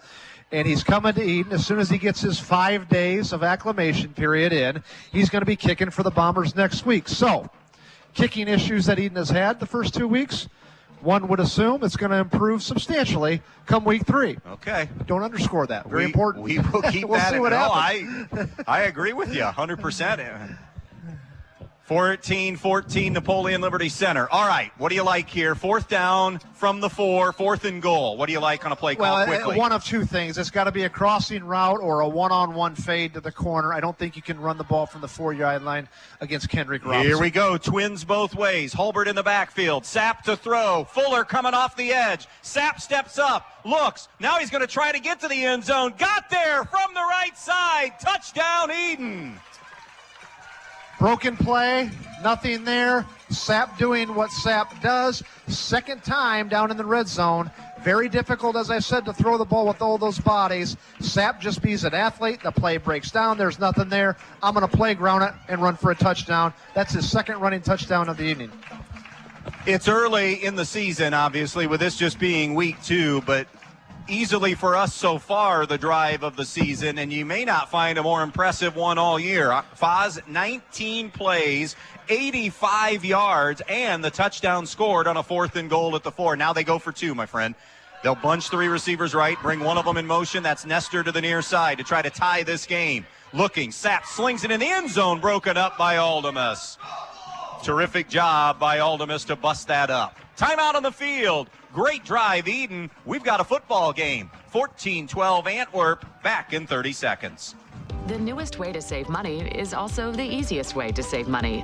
With Midwest Community Federal Credit Union's new rewards checking account powered by Bazing, you get access to thousands of local discounts on shopping, dining, travel, and so much more. All you have to do is show your mobile coupon and save. No matter who you are or what you do, saving money is for everyone. Stop by a Midwest Community branch or visit midwestcommunity.org to open a rewards checking account today. Well, a drive that started for Edon on their own 15 after they turned Antwerp over, and they go 85 yards in 19 plays. They get stopped on the 2-point try, but a 14-12 Antwerp lead here in this one at the 3:54 mark. Boy, they did a lot well on that drive. Man, they sure did, and a lot to say. One, love the resiliency, like we saw last week with Edon, not panicking when they're down by 2 scores, and just keep coming back. They get punched in the mouth, and they respond appropriately, like a veteran team would. Yep. Number 2, could not have played out better for Bob Owen and the Edon Bombers. Why? Because that took about 8 minutes off the clock. I don't have the exact time. I wasn't keeping track, but I think it was 10 minutes or about there, wasn't it, Angie, when Edon had that ball in the drive. So that keeps the ball away from Carson Aldemus and that great Antwerp offense. Here's the kick, and the kick return to the near side, and belted immediately is Taven Shaw. It's Max Radebaugh and Carter Stanky, and Radebaugh continues to have a fantastic night in all facets of the game for Edon. Well, if we decided who the MVP was at halftime, he'd be my guy regardless of the score. So Antwerp, as the sun continues its descent here in Paulding County. Antwerp with a 1st and 10 at their own 33. It has been a hot second since Antwerp has had the football offensively. 2 receivers both ways. Pistol formation. The umpire throws the flag, and that's going to be an illegal formation, or it's going to be a false start penalty, I beg your pardon. For Antwerp, their 3rd penalty for 35 yards, Fozzie. Yeah, and what that was, by the way, a very good officiating crew here. Antwerp, Kendrick Robinson, the center, the big nose tackle who also plays center, is moving the football. And what he's doing is acting like he's going to snap the ball, and that's, of course, is a legal motion, the official right on top of it. So now 1st and 15 for Antwerp back at their own 28. 14-12, Edon trailing Antwerp. 3:50 to go in the half. Archer's ball staying in that pistol formation with twins both ways. Aldemus wants to throw, and it's almost intercepted. A little bit behind his target. Cohen Hulbert had it in his hands, couldn't hang on. It was Fuller, the intended receiver. Yeah, and Hulbert really had to reach out there from the line. That was a great play of the seam route, and if Hulbert doesn't make that great play, that's a big gainer for the Archers. 2nd down and 15. The last thing Antwerp wants to do here is go 3 and out and give that hot offense of Edon one more chance here before the intermission. 2nd and 15 at their own 28. They go with that triangle formation in the backfield. A halfback and a tailback. Edon shows blitz. Aldemus wants to throw out of it. Aldemus fires far side. Wanted Brewer, no good, but a penalty flag. They're going to get Nestor on the PI on the far side, so that will exchange pass interference penalties here in this first half. Couldn't really tell there. Maybe Nestor got his hand around the waist area is the only thing I can think of. I did not have a very good angle on it, but nonetheless, it's going to be pass interference and a first down for the Archers. Edgerton up 52-0 on Hilltop. Liberty Center has gone in front of Napoleon 20-14. Again, Liberty's won 5 in a row in that series. And if Napoleon starts the year 0-2, that doesn't sit well in Henry County, and specifically Napoleon, because you know the 2 losses, the way the schedule's configured. You lose to Defiance in week 1, and now Liberty Center, those 2 huge. Well, first a big rivalry with Defiance, and then the county rivalry with smaller school Liberty Center. It's short of a first down. It's 2nd down and 5 after that pass interference penalty. 2 receivers right, 2 receivers left. 2nd down and 5 from the 38-yard line in the pistol. It's a quarterback draw. Aldemus running downhill, spins away, 45, bounces to the outside. Look out, 50, 45-40, high-stepping, 35-30, 25-20, 15-10, 5, see you later. Touchdown, Carson Aldemus, and Antwerp, 62 yards. And just like that, an answer from the Archers. What an open field run there by Aldemus. You know what, Andy, I don't want to get over dramatic here, but it reminded me of that Braxton Miller move that he put on in Virginia Tech and Ohio State a few years back. Remember that in the open field? Planted, put his foot down in the turf, and a great spin move, and bounced away and took it to the house. 62 yards on the run. And a very fast drive to get a touchdown. Now a big extra point to make it a 2-possession game. It's on the way, and it is punched through and good. 3:26 left, first half. Antwerp 21, Edon 12. You're listening to Week 2 of high school football on V-Rock Sports. At Paulding County Hospital, patients are their top priority, providing excellence in healthcare close to home with skilled employees, the latest technology, and state-of-the-art facilities to ensure they deliver the care you deserve. Learn more about their service offerings, find a physician, and browse helpful patient resources by going to their website at pauldingcountyhospital.com. Paulding County Hospital, hoping, growing, sharing, and caring. Halftime score, St. Mary's 14, Defiance nothing. Another update on your, by the way, I got another source that tells me on the Italian kicker was making them pretty easily, according to an eyeball or two, from 40. I mean, that's a weapon now. I mean, it goes from a terrible part of your game to now a true weapon. Yeah, I can't wait to see them. And Edon, of course, the schedule is very top-heavy for them, meaning the first part of the season is much more difficult than the back part. I think it's going to be a playoff team, Edon, especially with the expanded playoff format the way it is. So we'll see what he can do down the road. Ayersville leading Jefferson 20-14. Ayersville, a tough loss to Delta last week in week 1, welcoming in Andrew Mickey, of course, as the new head coach there. John McCord is the new head coach at Fairview. Be an interesting GMC race. Couple of new faces there. Fairview is really down right now, but their 8th grade class is as good as the one that graduated 2 years ago. So Fairview will be back. Robinson's kick. Nestor climbs on it and goes to the turf inside the 30 at about the 28-yard line. It's one of those jobs you want to get in right now because you know you got help on the way and you can build something, right? When you know you got that kind of numbers. You know, coaching is all about timing in so many ways, isn't it? It really is. It really is. And getting it going, and hopefully you have the patience of your administration. And sometimes on the flip side, you know when it's time to get on out of Dodge. Listen, you can't recruit. High school football is you get what you get. You know, it's. I believe in good coaching. I believe that makes a difference, but You're not recruiting your own athletes.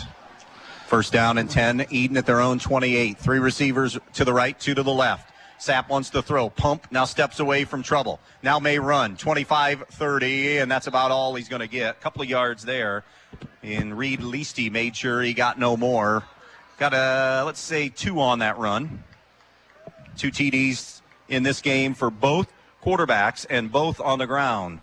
Sapp from 5 and 4 yards.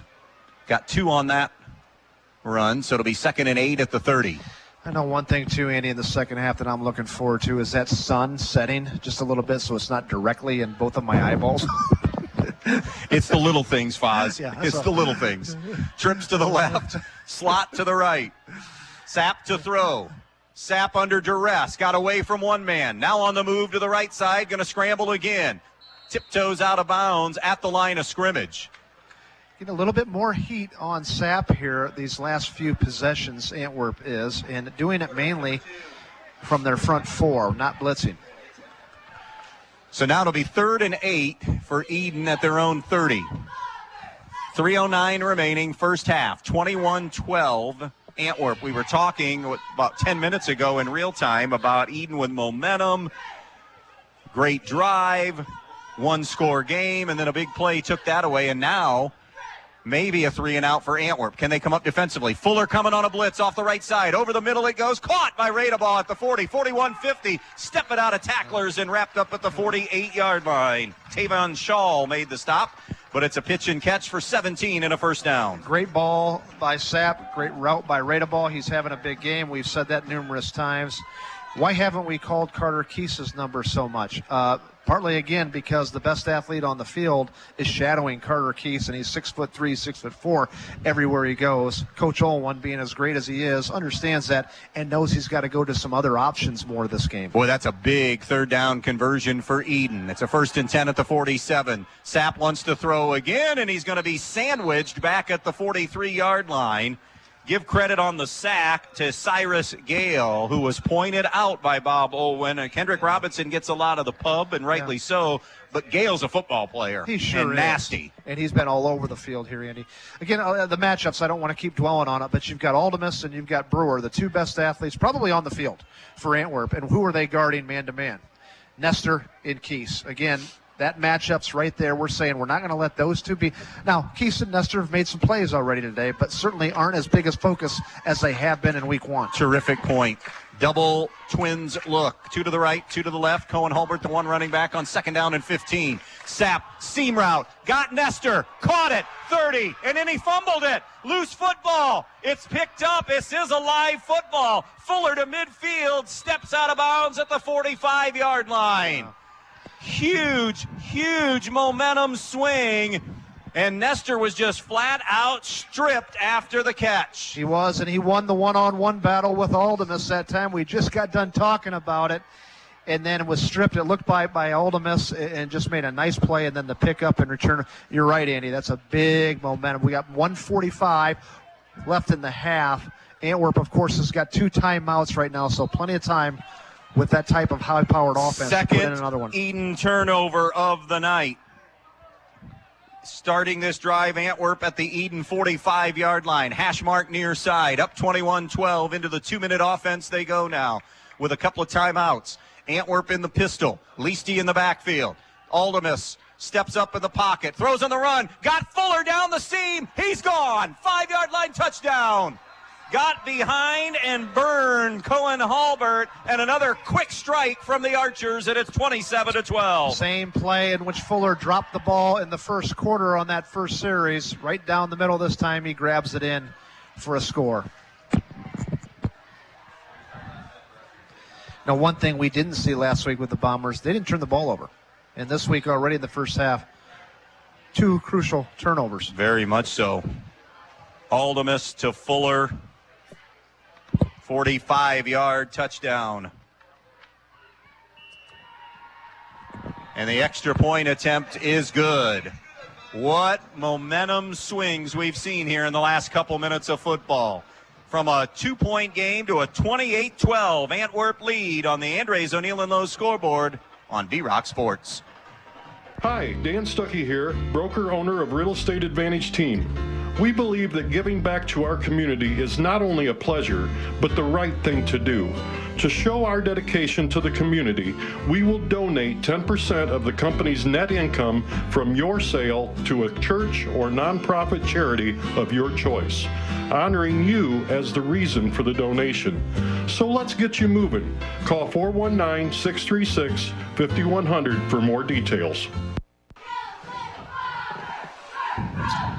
Ayersville leading Delphus Jefferson. That game's at the half, 20-14. Here, 28-12. Antwerp leading Edon with 1:37 left in this first half of play. Edon with a couple of timeouts to work. They have an offense that can get down the field. We'll see how aggressive Bob Olwin elects to be here. And it's in his nature to go for it. So plenty of time. Plenty of time. Let's see what they can do. And they've had great kick returns all night, too. Max Radebaugh has had a pair of returns that have flipped the field for Edon. One resulted in them getting points, and the other was one of the two turnovers on the Hulbert fumble. It'll be Nestor at the 31, trying to come wide to the near side, and as he goes east to west, he's harnessed in by Dane Shaw on the play at about the 36-yard line. 1st and 10, Edon there. From their own 36. 1:32 remaining. And again, a couple of timeouts for Edon. Coming up, the main stops of Northwest Ohio halftime show. We'll check out other scores around Northwest Ohio. We'll have a recap of the statistics from the first half and look ahead to the second half of this one. 3 receivers right, 2 receivers left, so an empty look. 3 rushers, and they're all standing for Antwerp, and a timeout taken by Antwerp on the defensive side. Let's stay right here with 1:32 left. Didn't like something alignment-wise, so don't want to get burned. So take the timeout. All right, 28-12. Tenora leading Wauseon 14-7 at halftime. Little mini surprise there, I think. Maybe a little more than a mini surprise. I still think Wauseon will find a way to win that, but how about Tenora responding after getting soundly beat last week by Liberty Center, and they're still, hey, they're the favorites in the GMC until somebody knocks them off. I know Edgerton and Wayne Trace and Antwerp all have aspirations to win it, and they all could, but Tenora's still king. Good crowd on hand here tonight here in Antwerp. I want to thank Antwerp Athletic Director Drew Aldemus for his hospitality, Antwerp head coach Jason Hale, Edon head coach Bob Olwin for prepping us for this one here tonight. It's 28-12 Antwerp, 92 seconds left in this first half of football. A timeout remaining now for both teams officially. 1st and 10 for Edon at their own 36-yard line. Sapp will have 2 receivers right, 3 to the left. The 3 to the left are on the short side. Now Jason Hale, a discussion with the referee on something right now. Also standing near him, Derek Hines, a player for Antwerp. And I don't know if it looks as if he's part of the discussion in some way, shape, or form here, Foz. Yeah, Fitchell's kind of being very demonstrative as he's talking. I don't know if it's just a good crew we've had tonight. I have not disagreed with any of their calls. 2 straight weeks we've had so far good officiating. Think so. I did too last week. All right, now we're ready to put this thing into play here. 3 linemen standing up, and will be rushing from that stand-up position. In motion to the far side goes Radebaugh, or make that Hulbert. He'll get a little screen, and he dropped it. Just didn't look that in on the far side. Yeah, just kind of looked awkward there. He never got his body around on that little bubble screen. 2nd and 10 now as the clock stops at 1:28. Checking into the Edon lineup now, Carter Stanky at a wide receiver to the far side. He'll rotate in for Colton Willis. His big brother was a key player last year, wide receiver for the Bombers. Edon lost a lot of really good wide receivers last year. The Dye brothers and Stanky. And Gannon Ripke, the best of them. Ripke was just unbelievable and managed to replace them with some good ones this year, too. 5 wide again, 3 to the right, 2 to the left on 2nd down and 10. They're creeping Fuller up now to the line of scrimmage, maybe to bring him on a blitz, and they are. He's coming free. But coming back to the near side, Sapp kept it alive just enough to throw it towards Nestor. Couldn't haul it in, incomplete, and it's 3rd down. So now you got to start thinking, if you're Edon here, if this is an incompletion, 4th down, a minute and 15, a minute and 12, depending on field position here. Antwerp still got a chance with one timeout to maybe take a shot at another drive here going down. So I think it's in Coach Owen's nature to can throw the ball here and try to get it, but I wouldn't be totally surprised if he makes Antwerp use its last timeout by running the football here. 3rd down and 10. Edon at their own 36. 1:22 to go in the half. 28-12 Antwerp on the Andres O'Neill and Lowe scoreboard. 14 unanswered by Antwerp. Here comes a blitz up the middle. Slow snap picked up off the turf by Sapp. Running for his life, throws, and it's broken up by Antwerp. Great play on the football. This is a good secondary. Rada Ball had it broken up by Parker Moore, and now it is 4th down. Really is. Athletes all over the place. Much like last week, I really like Edgerton's secondary. So 2 weeks back-to-back. I'm going to tell you this. I don't think Edon will go against 2 better secondaries than what they've seen in week 1 and week 2 for the remainder of the season. That's fair. So now a 4th down in Edon's worst nightmare. Antwerp didn't burn the last time out. They're going to get it back. Sapp kicks it away. It's a good end-over-end kick. Bounces. That's our first punt of the night, too, by the way. That will be dead at the 31-yard line. 34 yards on the punt, no return. And now it's Antwerp with a 1st and 10 and 67 seconds to work with here on a drive that will start for them at their own 31. Couple game breakers that you got on Antwerp. Reed Leasty is good enough to take it the distance with his speed. Of course, Carson Ultimus, we've already seen it. And, of course, number 21, Landon Brewer, who have not gotten involved that much other than the jailbreak screen is the only time I believe he's caught. No, I'm sorry, he caught 2 catches. But he's one-on-one out there on the perimeter. So let's see what happens and see what Antwerp decides to do. Pistol formation. Fuller comes in motion to the near side. Slot to the right. Draw play to get something on 1st down. Leasty, 35-40. Leasty to the 45-yard line and out to the 47. He'll get 16 on that run on 1st down.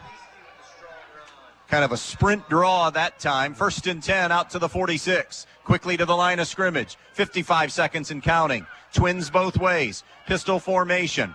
Aldemus waiting on the snap. It comes from Robinson. Aldemus looks, steps up, throws on the run, looks down the field, one-on-one. It's broken up on the play. Carter Keese making sure he shielded Brewer away from the football nicely. Yeah, really well defended there by Carter Keese. And the freshman. Number 20, Christian Owens, coming over there and causes some havoc, so Landon Brewer could not bring that down. So that play will stop the clock at 43 seconds left in the half. It'll be 2nd and 10, Antwerp at their own 46. Again, they have a timeout remaining, leading this thing 28-12 on the Andres O'Neill and Lowe scoreboard. 2 receivers both ways. 1 running back. Looking. Aldemus slings it far side. Brewer with a catch. Steps out of a tackle. 45, 40. Out of bounds at about the 35-yard line. He'll have 19 on the pitch and catch that time. And did a nice job of getting out of bounds and stopping the clock. Stops it at 35 seconds remaining. An Antwerp score here will be devastating for Edon's chances. Edon's got to get a stop here and go in 2 scores down. 1st and 10 at the 37-yard line officially. 2 receivers left, 1 to the right and a wing to the right as well. Aldemus looks over the middle. Pass is caught. Fuller, he's at the 30. He'll go down at the 28. Jason Hale going to have to burn that last time out. No, they're going. No, he's not going to. Hold on to it. They are going to go no huddle. Get right back to the line of scrimmage and maybe spike it here. That was a 1st down pickup, not 8 or 9. That got 10.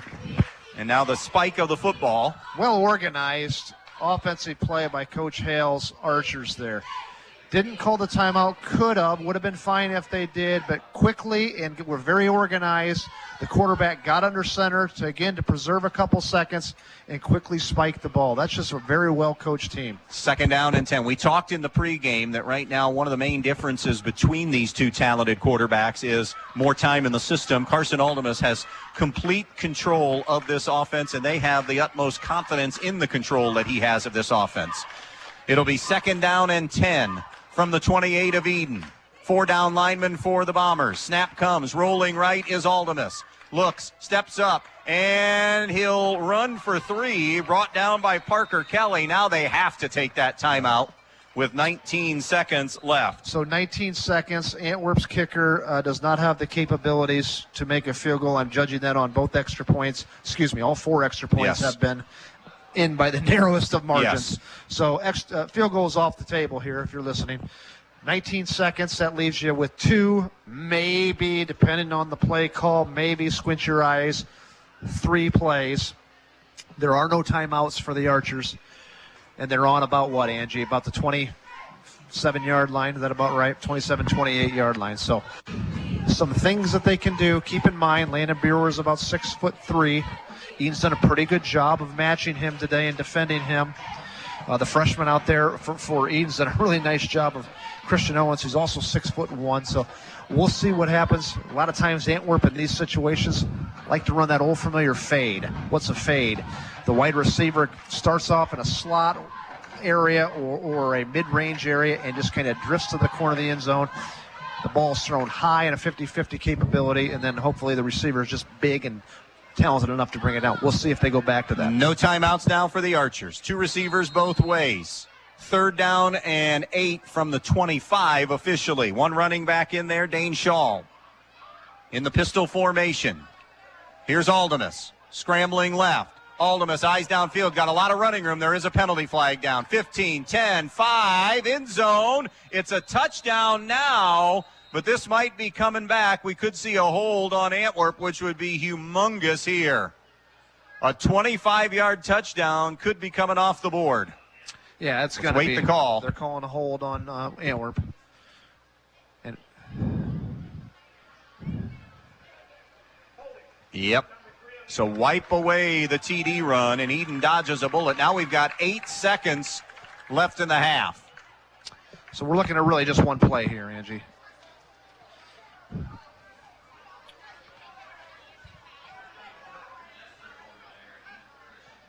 Penalty will take Antwerp back to the 38, 37-yard line. They're up on the ball here. Remember, they don't have any timeouts remaining. 3rd down and 7. Aldemus has a really strong arm. You could conceivably throw a quick out. Well, no, you know, because that starts before the snap. This would be it, barring a defensive penalty. Aldemus looking, jump ball near the goal line, broken up on the play by Nestor. Did a good job with Brewer that time, and that's how the half will come to an end. We go to the intermission here on the Andres O'Neill Low scoreboard. Our score at halftime, Antwerp 28, Edon 12. You are listening to high school football coverage from Antwerp on B-Rock Sports. Miller's Body Shop on Whitaker Drive in Montpelier is the place to go for all your vehicle body work. Whether it's a new or old car, Miller's has been working for you for over 40 years, so you know it's a body shop you can trust. They offer towing and a full-service body shop with used cars for sale as well. Stop by Miller's Body Shop and take a look at their used car lot. And if you need some body work done, give Miller's Body Shop in Montpelier a call today. Miller's Body Shop wishing the Edon Bombers good luck in tonight's game. Go Bombers! Precise Metal Form, 810 Commerce Drive in Bryan, wants to say good luck to the Edon Bombers in tonight's athletic contest. Precise Metal Form is a proud supporter of Edon Bomber athletics, both boys and girls sports. Precise Metal Form in Bryan, saluting the athletes on all of their hard work and wishing them the best of luck in this athletic contest. Precise Metal Form, 810 Commerce Drive in Bryan, saying go Bombers in this game. Have you always dreamed of starting your own business? Are you looking for ways to fund your child's education or save for retirement? Maybe you'd like to buy that dream home. Well, the State Bank can help you meet your financial goals, whatever they may be. With State Bank, you'll get all the products and services you expect from your bank with the personal attention of a locally operated community bank. Find a location near you today. State Bank, member FDIC, an equal housing lender.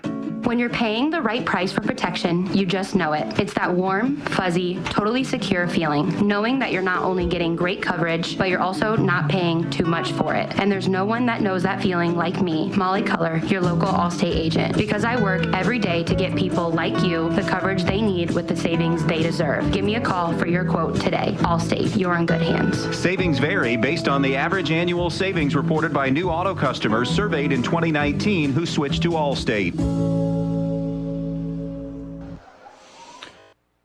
Main stops of Northwest Ohio halftime report. It is 28-12, 1-0 Antwerp leading 0-1 Edon. More to come from Antwerp after these messages. When you're inside this winter, you want to not only be warm, but also have great indoor air quality. Well, Stark's Plumbing and Heating Services features it all with Lennox and iWave. iWave safely treats the air throughout your home, plus kills mold, bacteria, and viruses. It also reduces odors from pets and cooking, reduces allergens, smoke, static electricity, and dust in the air. And best of all, no maintenance, no bulb, no other parts to replace. Check out Stark's at starksphs.com or phone toll-free 1-800-329-4040. When it comes to choosing a memorial that represents the lasting memories of a person's life, the Fackler Monument Company in Montpelier, Ohio can create exactly what you are looking for, like an eagle soaring through the woods etched on a memorial, a bench that has mom and dad's names engraved into the granite to sit and reflect, a picture of the family farm etched on the stone, or maybe your style is a memorial that has a split headstone with a vase in between for flowers. The Fackler Monument Company of Montpelier, Ohio, serving families in the tri-state area since 1924. If you've been thinking about a remodeling project for your home or business, Field Supply Center in Blakesley should be your first choice. Field Supply Center in Blakesley not only has all the lumber for that project, they also have all the building supplies you'll need, along with everything you need for the project, including the cabinetry, plus the expertise to help make your home even more beautiful. It's all at Field Supply Center, located in Blakesley. Field Supply Center, wishing good luck to all the players in tonight's game. Are you looking for a mechanic that really knows how to repair both foreign and domestic vehicles? Let me recommend Dave Brown at Jason Dietz Customs and Collisions. Dave has spent the last 25 years diagnosing and repairing all makes and models of vehicles in Northwest Ohio. And he's now teamed up with Jason Dietz on State Route 6 just east of Edgerton. So if you're looking for a mechanic that can fix the problem that your last mechanic couldn't, think of Dave Brown at Jason Dietz Customs and Collisions.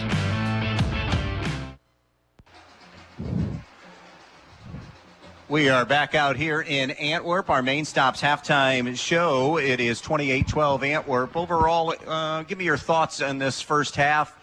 Likes, dislikes for both teams. Break it down for us and our listeners, if you would. Not much to dislike about what Antwerp's done. Offensively, have controlled the flow of the game and moved the ball fairly at ease. Defensively, Antwerp has, I wouldn't say struggled, but Edon's done a nice job of moving the chains as well. I guess the big difference right now, Andy, both teams got a good sound game plan, is the 2 turnovers by Edon. That sticks out. Yep. And we've got a 2-possession game. And as you said, we only have had 1 punt this game.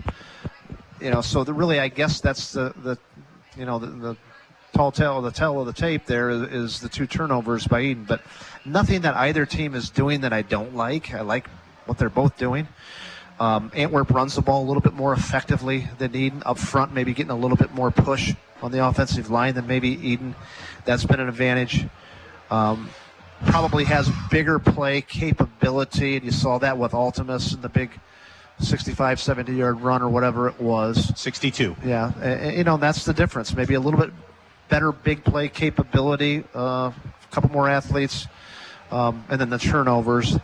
But it's 2 good football teams. So Carson Aldemus, 7 of 14, 130 yards through the air, has that touchdown pass of 45 yards to Cam Fuller. He's rushed for 112 yards and has a rushing touchdown of 62 yards, of 1 yard, and one more TD run as well. He's accounted for all 4 Antwerp touchdowns in this first half. Kyler Sapp has 2 touchdown runs for Edon of 4 and 5 yards for their 2 scores. Sapp 11 of 20 for 107, has rushed for 16 yards. Remember, for him, sacks come off his total and 2 touchdowns. Cohen Hulbert, 6 carries, 29 yards. And Reed Leasty, 9 carries for 39 yards. Main stops of Northwest Ohio. Halftime report rolls on. We're going to step aside and take a break. Ben Murray will check out other games of interest around Northwest Ohio with a scoreboard update when we come back. Attention homeowners and contractors in the tri-state area. Did you know Black Swamp Equipment of Archbold services and repairs pretty much any piece of equipment and machinery? Well, they do. Things like skid steers, mini excavators, backhoes, and air compressors. But it's not just big equipment. They also repair things like lawnmowers, snow blowers, chainsaws, heaters. Pretty much anything you can think of, Black Swamp Equipment can handle it. And they are certified service warranty centers for Steel outdoor power equipment, Kohler engines, Miller Electric, Milwaukee, and Toro. Plus, they have a truck fully loaded to come to you to fix a problem you may have with a piece of equipment. To find out more information, check out blackswampequipment.com or phone 1-800-445-2777 and ask for the service department. Black Swamp Equipment of Archbold, your one-stop service and repair headquarters. Even though we don't know what life has in store for our homes or car, we can still prepare. Introducing the damage doesn't have to be too damaging policy from American Family Insurance. Insure carefully, dream fearlessly. Contact Danielle Van Atta, agent at 1318 East High Street, Suite A in Bryan, or call 419-636-0408 today. American Family Insurance Company, SI and its operating company, 6000 American Parkway, Madison, Wisconsin. Looking for something different for your next event? The Eager Beaver Axe Hole is perfect for birthdays, corporate parties, and other special occasions. Axe Ring Lanes, full-service bar, keno, pool tables, and more. Reserve your lanes today or ask about their exclusive VIP room. Find them on Facebook, Instagram, or call 419-980-7121. The Eager Beaver Axe Hole, just off State Route 24 in Defiance. Defiance's first Axe Ring venue. You've worked hard to build your business. Doesn't it deserve premier insurance coverage? Protect it with the Central Premier policy from Central Mutual Insurance Company. Simply better coverage for your insurance dollar, backed by quality service. For your security, your protection, and your peace of mind, trust Central Mutual Insurance in Andrews, O'Neill, and Lowe. With offices in Archbold, Bryan, and Wasion, or find us online at andrewsoneillandlowe.com. Fritch Excavating and CMF Enterprise of Edon wants to wish the Edon Bombers the best of luck in tonight's game. Fritch Excavating is family-owned and operated for over 30 years, and they handle everything from site prep to parking lots to land clearing. They can also put in a driveway, run a water line to an outdoor building, do a sewer line, or tile work as well. CMF Enterprise is a female-owned and operated business serving Ohio and Indiana, offering dump truck services, including aggregate material sales. CMF also handles a large variety of construction, landscaping, ag, and residential materials as well. Fritch Excavating of Edon and CMF Enterprise of Edon wishing the Bombers the best of luck in tonight's game.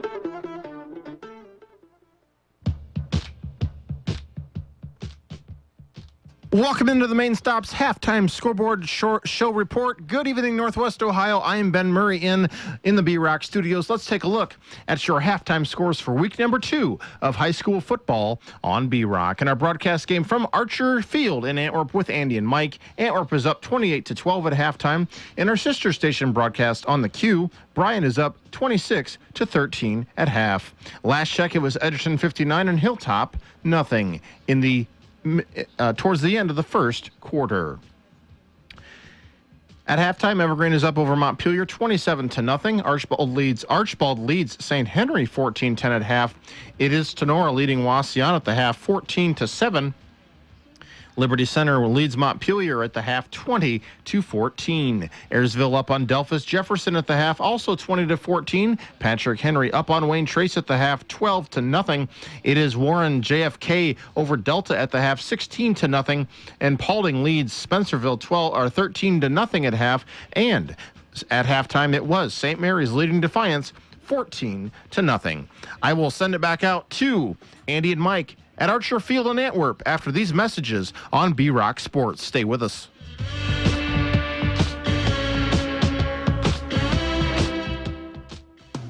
When you're in need of a new appliance, go to your local appliance dealer, Direct Link Appliance and Hardware in Bryan. They carry new, used, and scratch and dent appliances. They carry the brands you need: Speed Queen, Whirlpool, Maytag, KitchenAid, Amana, and GE. Many in stock for you to take home today. Then, when you have something wrong in the years to come, Direct Link will also service everything. No need to call that 800 number and talk with someone you don't know. Just call Direct Link at 636-4541 and they'll be out to fix it for you, whether it's under warranty or not. Direct Link Appliance and Hardware in Bryan, your local appliance dealer.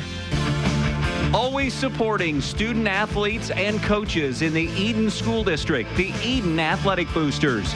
The Edon Athletic Boosters would like to take this opportunity to salute the student athletes and coaches in tonight's game. Hey, how would you like to be a part of the Edon Athletic Boosters? Come to a meeting and find out what they're all about.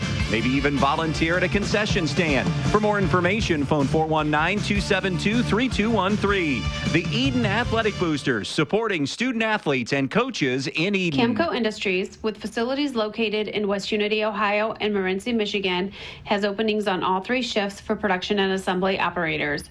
We manufacture interior plastic products for the automotive industry. As an operator, you will be required to visually inspect, trim, assemble, and pack parts, as well as label containers. You must be able to pass an entry-level test and a substance abuse test. Camco also has openings for shipping associates, material handlers, and production leads.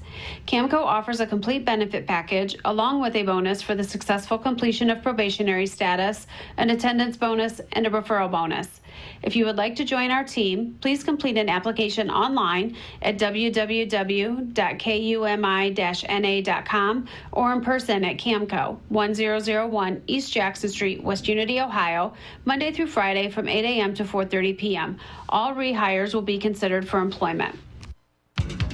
Donaldson's Ace Hardware on North Union Street in Bryan is having a huge garage sale through the whole month of August. Save big with great markdowns on all garage sale items and other in-store specials, including buy 2 get 1 free Ace furnace filters. Donaldson's carries a large selection of pool supplies with liquid chlorine, only $5.99 a gallon. Anything you need, from Ego battery-powered chainsaws to Ace brand wild bird food, Donaldson's Ace Hardware on Union Street in Bryan is your helpful place. Back out here in Antwerp, Ohio on this beautiful Friday night, week 2 of high school football, and 28-12 our score, Antwerp in front.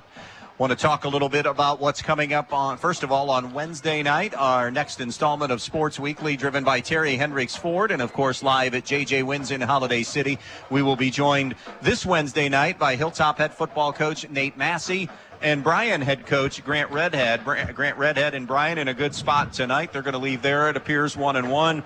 Hilltop going to tumble to 0-2, but still like visiting with both those guys. And circling through all these coaches one last time, my friend. It's our final rodeo at Sports Weekly out at J.J. Wynn's. It's been a fun, now 7th year, but as we said on Wednesday, if they missed the announcement, I'm going with the Jerry Seinfeld philosophy of get out a little too early than a little too late. Had a good opening week. Had a good crowd there, and talked to Coach Robinson from Montpelier and Coach Lucas Smith from Hicksville, and they, of course, did a great job. Talked a lot about college football and all the huge changes that are going on there. And look forward to coming back this week, huh? I always do. I like hanging out with you, talking sports, and seeing a lot of good people come out there who have likewise interests as we do.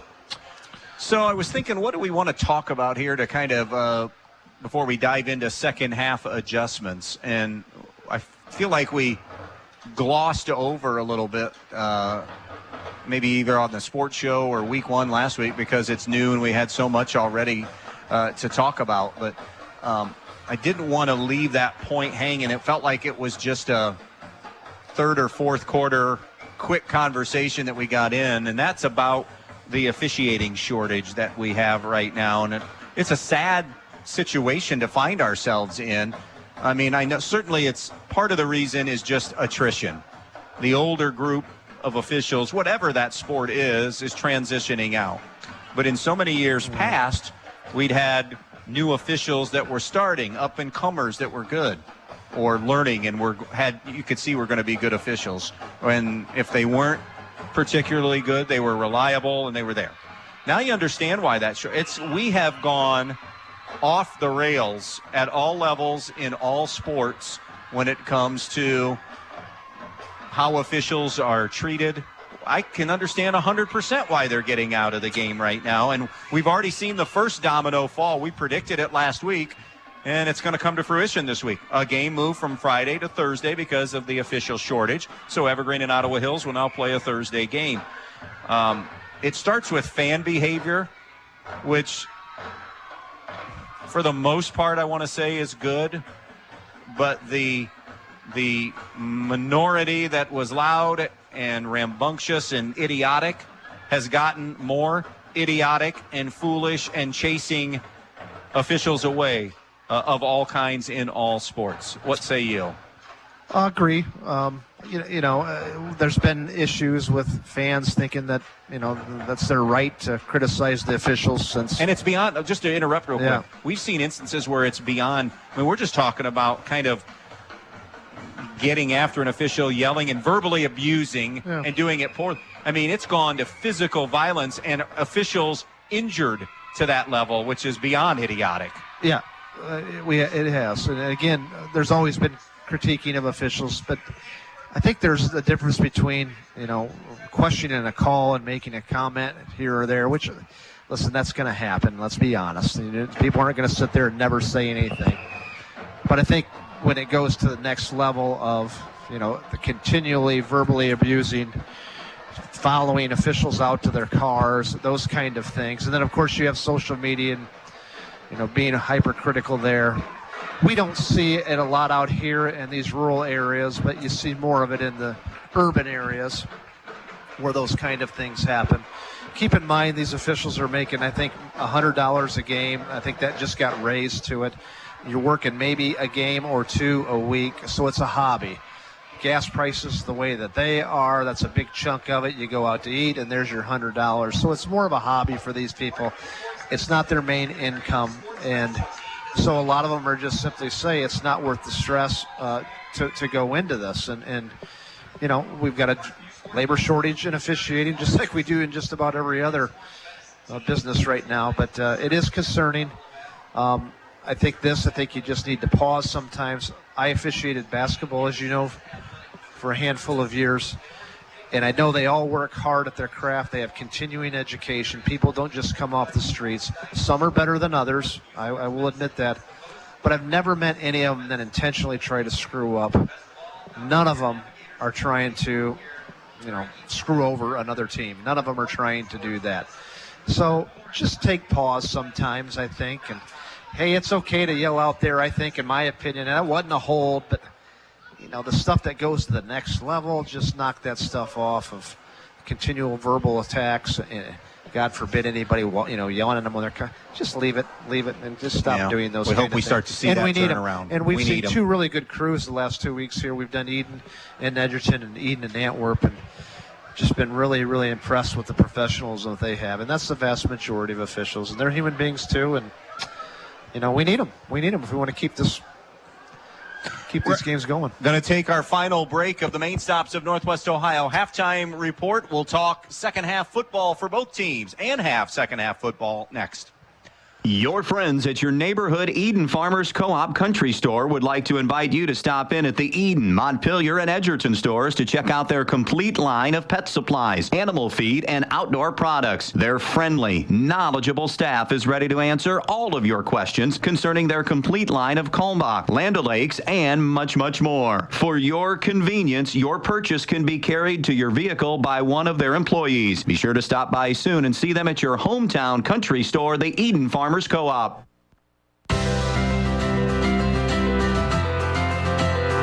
The Antwerp Athletic Boosters would like everyone to know how proud they are of the Antwerp Archers athletic teams, both the girls and the boys. They always work very hard, putting their heart into every game they play. The Antwerp Athletic Boosters will always be proud of them and will always support them. Good luck to all the players in today's game from the Antwerp Athletic Boosters, proud supporters of all the Antwerp athletics.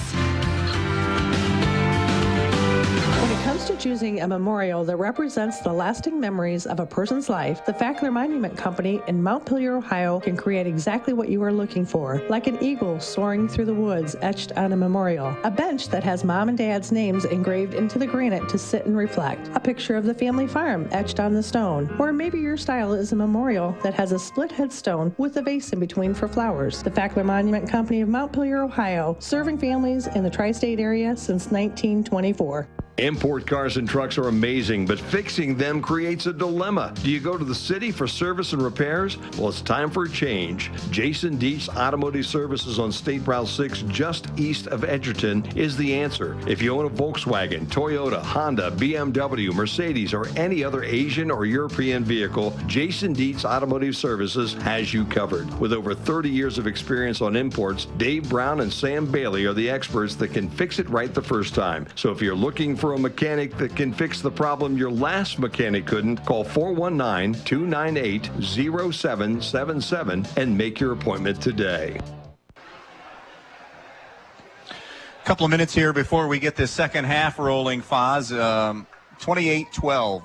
Bob Olwyn's message to his kids in this scenario. Move the ball. We've proven we can move the ball on them.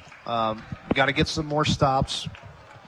I was never a fan, again, every coach is a little bit different, of pointing out all of the mistakes that your team has made, because no one's trying to make mistakes. I like pointing out mistakes at practices and in film the next day.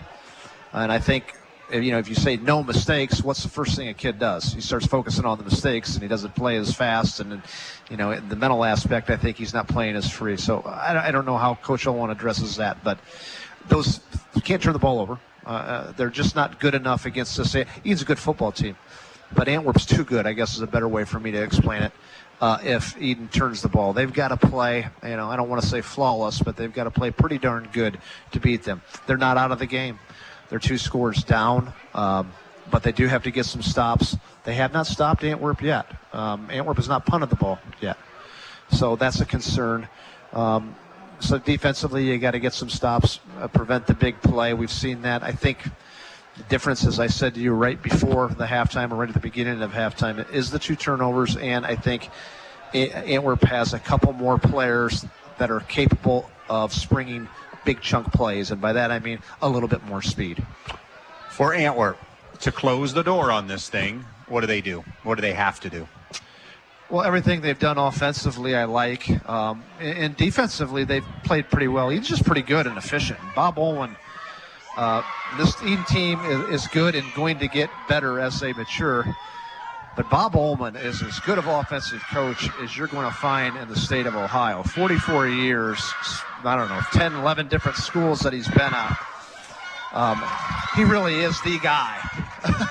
Edon is so lucky to have him. He is the guy that knows how to coach offense. So I like what they're doing offensively. I like what they're doing defensively. They're just, I don't want to say out of position. Antwerp's had some athletes that are a little bit, like I said, bigger play capabilities, and they've taken advantage of that. Well, it'll be Edon offensively to get the football first as Kendrick Robinson rumbles up and punches one downfield. On a couple of hops, it'll come to Radebaugh, who's had great returns tonight, running side to side. 25 gets a block, 30, 35, 40, 45, 50. Look out. 35, 30, 25, 20, 15, 10, 5. Touchdown. Max Radebaugh has housed it. And in a matter of 15 seconds, it's 28-18. Can I push rewind and say score on special teams if you're even to get back in on this? What a way to get right back in the game. The sensational sophomore, nobody on the field today has had a bigger game than Max Radebaugh, offensively, defensively, and special teams. That's his 3rd big kick return. This one all the way to the house. 75 yards unofficially on the kickoff return for the touchdown. And now Edon will go for 2 to try to continue it to be a 1 or keep it at a 1-possession game. It's 2 now. They need to convert this to get it to a 1-possession game. Sapp has Hulbert in the backfield. 3 receivers right, 1 receiver to the left. Snap. Sapp looks, left side, got Carter Keese for 2 in front of Landon Brewer, and it is a one-possession game. Andy, great route there by Carter Keese, who ran a kind of a double route, faked the slant, planted his leg in the ground, and then busted out towards a flag route in the corner of the end zone. Well-thrown ball, great route by Carter Keese. 15 seconds in, we have a one-score game at 28-20. We're going to stay right here on B-Rock 100.9. Paulding leads Spencerville 13-7. That's not quite midway through the third quarter in that one, the old Northwest Conference matchup. Hey, how about the sophomore speed? Max Radeball when he got in the open field there. Evergreen now pulling away from Montpelier at 34-0.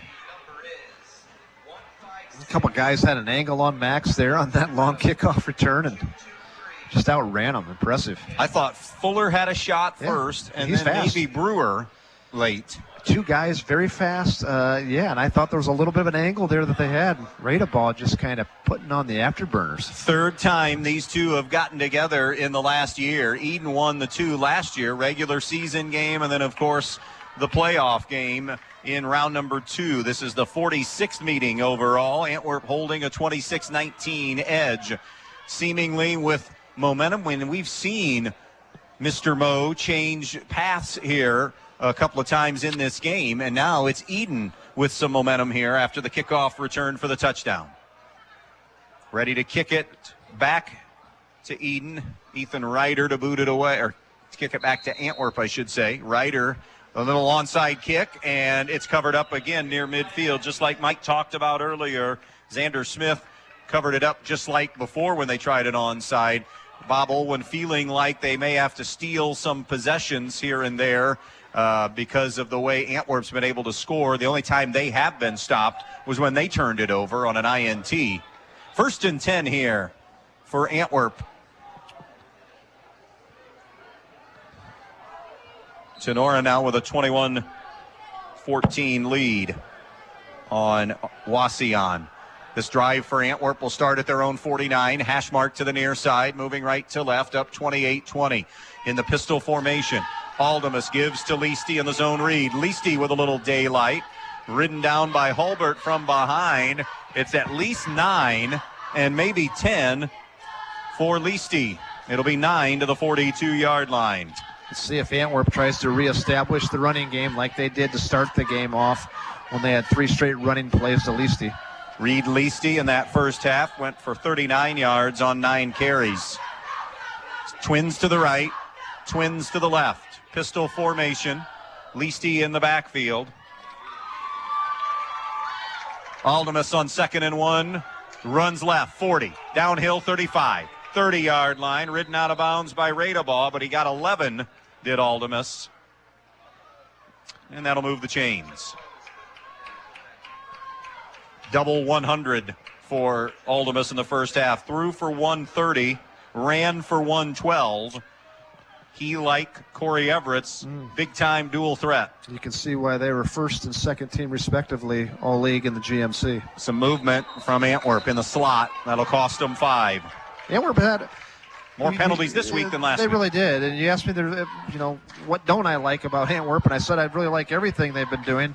I guess that's an area. They've had a few too many penalties this first half, and now start off in the second half on their 4th offensive play with another one. 40 yards in penalties.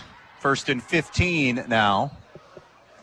New line of scrimmage for Antwerp back at the Edon 35. 28-20, Antwerp with the lead. A minute into this second half here on the Andres O'Neill and Lowe scoreboard. Double slot look each way. Pistol look. Leasty the running back on 1st and 15 at the Edon 35. Aldemus throws the out route. It is caught on the play. Nestor made the initial hit. Parker Moore absorbed the hit and then got positive yardage inside the 30 to the 27-yard line, picked up 8. Yeah, Parker Moore, not very big, takes a shot. Edon didn't wrap up, and then he manages to fall forward for another 5 yards. Got to wrap up. Got to take those guns and wrap them around the body until they get down. 2nd down and 8 from the 28-yard line of Edon. Hash mark far side. 4 down linemen for the Bombers. That 4-3 look defensively. Again, pistol formation, 2 receivers both ways. Another penalty flag, and I believe we had movement again on Antwerp. We did. So now it becomes 2nd and 13. They've been able to overcome their errors. Liberty Center leading 27-14 over Napoleon. End of 3. Ayersville up 28-21 on Delphus Jefferson, looking for the first win of the Andrew Mickey era at Ayersville. 2nd down and 13 for Antwerp back at the 33 of Edon. 28-20.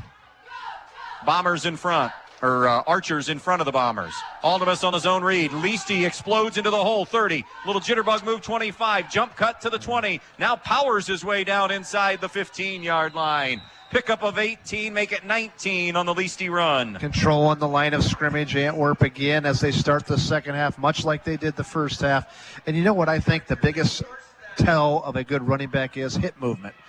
Reed Leasty has great hip movement, how he moves side to side, really effortlessly. So on 2nd and 13, they pick up did you just say 26-20, Brian?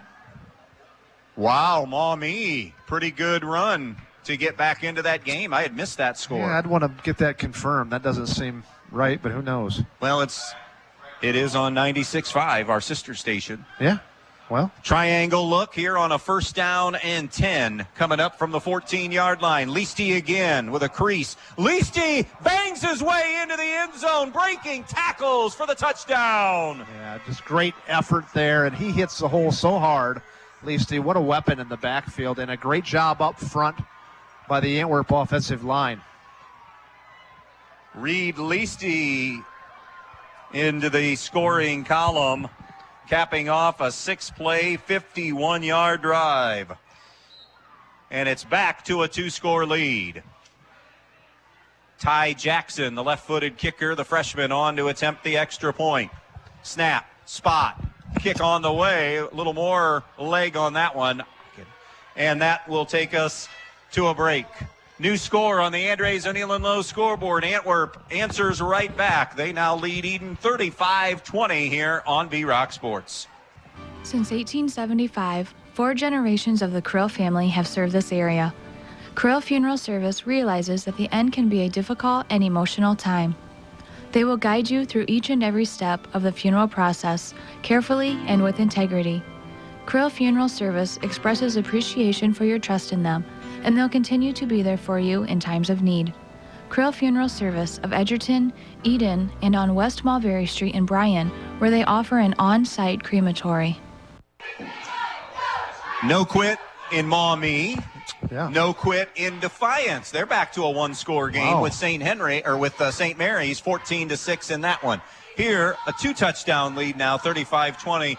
And like we've seen each team do, Antwerp a little more so, though, now, since they're the team in the lead. And that's showing that resiliency and answering scores. Yeah, as you said it best. Both teams have kind of taken right hooks from the other team and responded the way a coach would like their team to respond.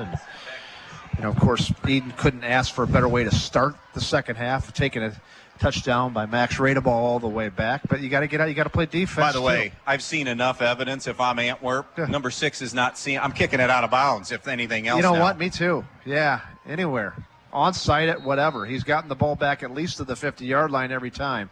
Your 3 of the 5 kickoffs have all ended with real good field position. And they are kicking away from him at least. It's juggled and dropped and loose and finally covered up by Edon and Peyton Troush on the far side. And Edon will start out 1st and 10. It'll be 1st and 10 at about their own, 33-yard line?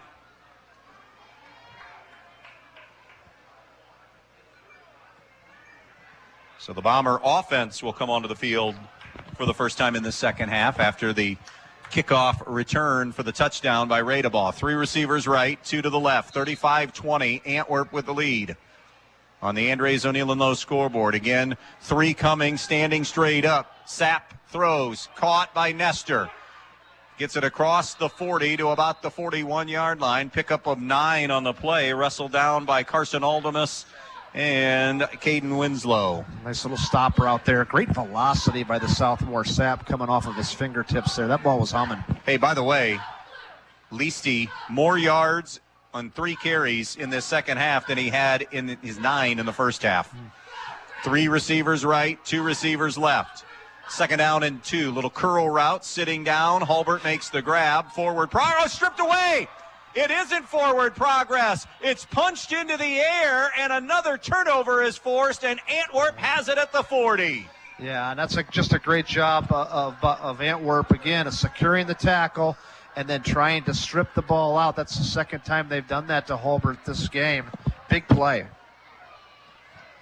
So that is a third Edon turnover. And now it'll be Antwerp football. They start another drive in Edon territory, this one at the Edon 40-yard line. It'll be first down and 10, already up 2 touchdowns. And going back to what happened there, that's coached.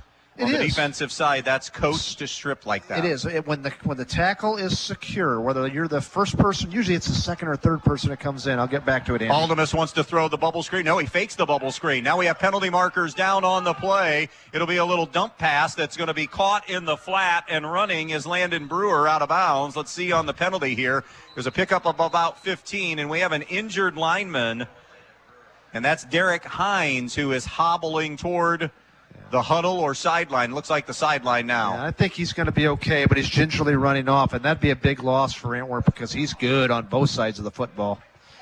Hines. And he picked up the penalty. So wipe away the completion. The 15-yard personal foul penalty goes on Antwerp, and again, that will add to their penalty totals. They're up now north of 60 yards in penalties. This brings the football back to midfield. No, the 45-yard line, their own 45. So line to gain is the 30. It will be first and 25 Antwerp now at their own 45-yard line.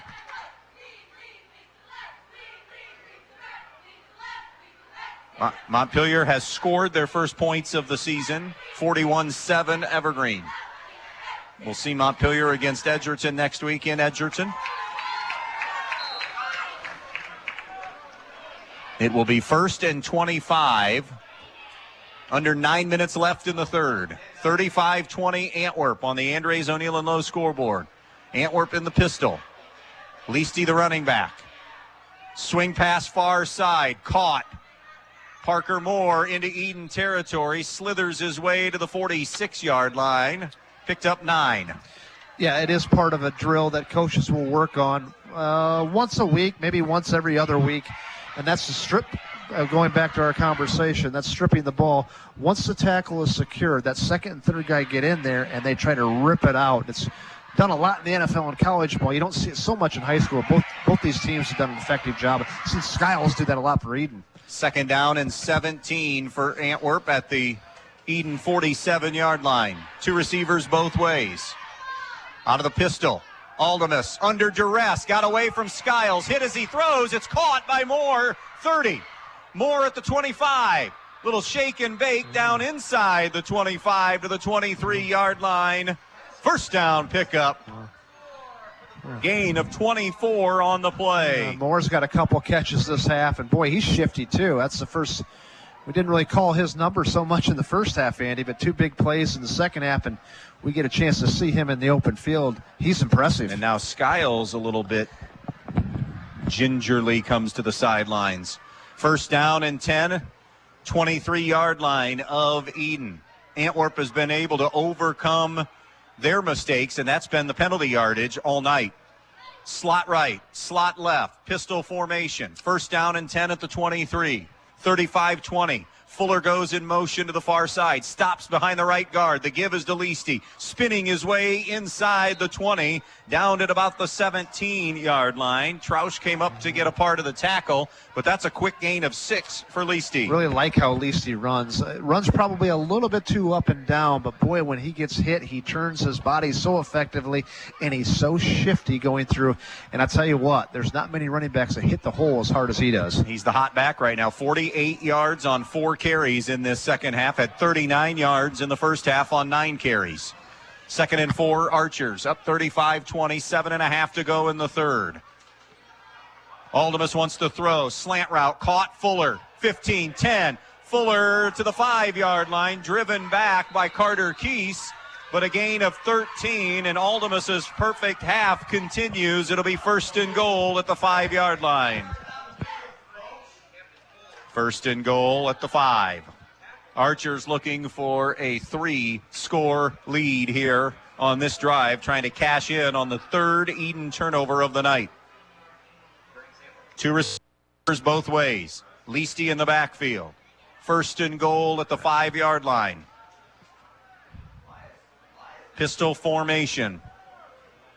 Liberty Center now up 35-21 on Napoleon. Snap, give, Leasty a hole, gaping hole off the right side, never got touched until he got to the goal line, and he's in for a touchdown. 2nd TD of the game and of the half. And it caps off a 7-play drive for Antwerp.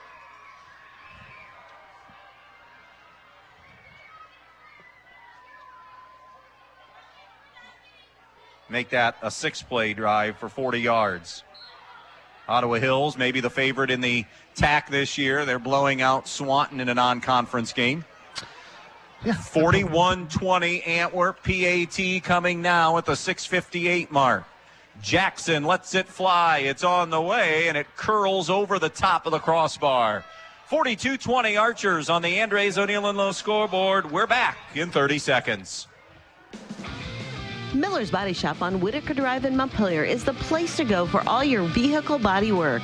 Whether it's a new or old car, Miller's has been working for you for over 40 years, so you know it's a body shop you can trust. They offer towing and a full-service body shop with used cars for sale as well. Stop by Miller's Body Shop and take a look at their used car lot. And if you need some body work done, give Miller's Body Shop in Montpelier a call today. Miller's Body Shop wishing the Edon Bombers good luck in tonight's game. Go Bombers! Division II, high school level, how'd you like to be the guy running behind this line as St. Mary's goes up 21-6 on Defiance? Power T, the O-line going across, 315, 370, 275, 320, 285. Pretty good size. That's pretty big. Now it's 21-6 St. Mary's on Defiance. After 3, Patrick Henry 12, Wayne Trace nothing. Spencerville has their first lead of the night on Paulding, 14-13. Here it's 42-20. The 3rd Edon mistake. Antwerp makes them pay again. That's a 5-yard Reed Leasty TD run. He has a 14-yarder in the second half. 6 plays, 40 yards, and now 42-20. By the way, Aldemus 4 for 4 in this second half throwing the football for 54 yards. Kick on the ground at the 40, loose football, and I believe that was Moore who slid over and got on the loose ball for Edon. It was Wyatt Moore, the 6-foot senior. And it'll be 1st and 10 Bombers now from the 38. So how do they answer now? Staring, Foz, at their biggest deficit of the season. Well, you're not going to get it all back in one play or even one possession. So, again, just do what you do, and that's exactly what Edon will do. Do your check downs, you run your offense. It's already a high-flying, wide-open offense, so you don't need to change anything you're doing. Empty set, 3 receivers to the near side. The out route is overthrown just a bit, intended for Christian Owens.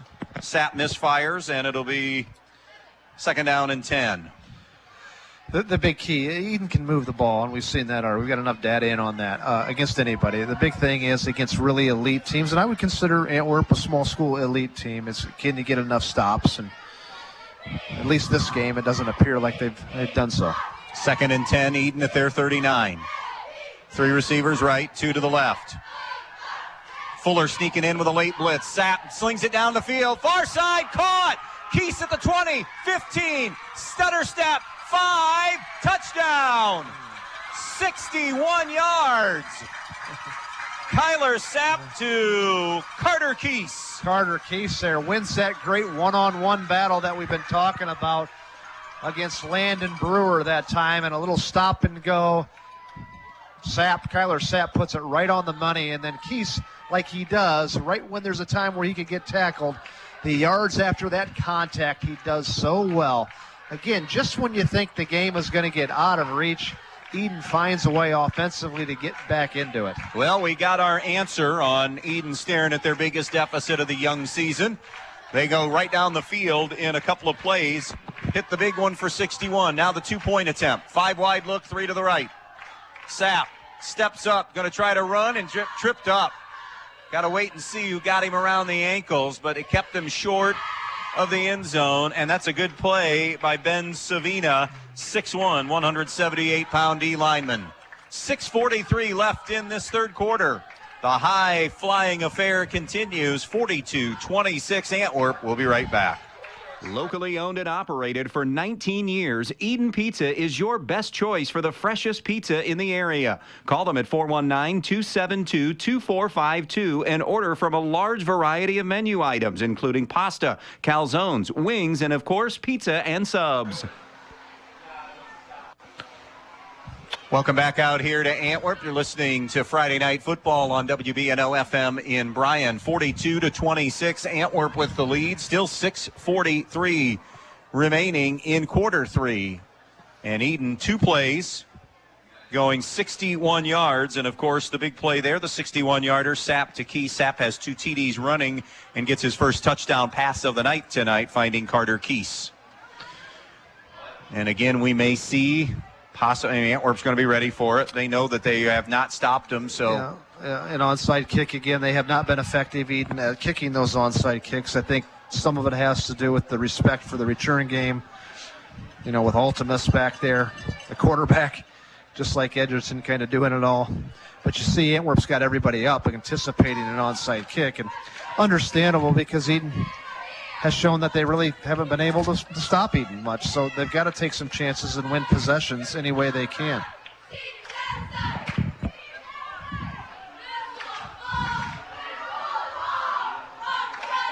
Edgerton up 59-0, end of 3 over Hilltop.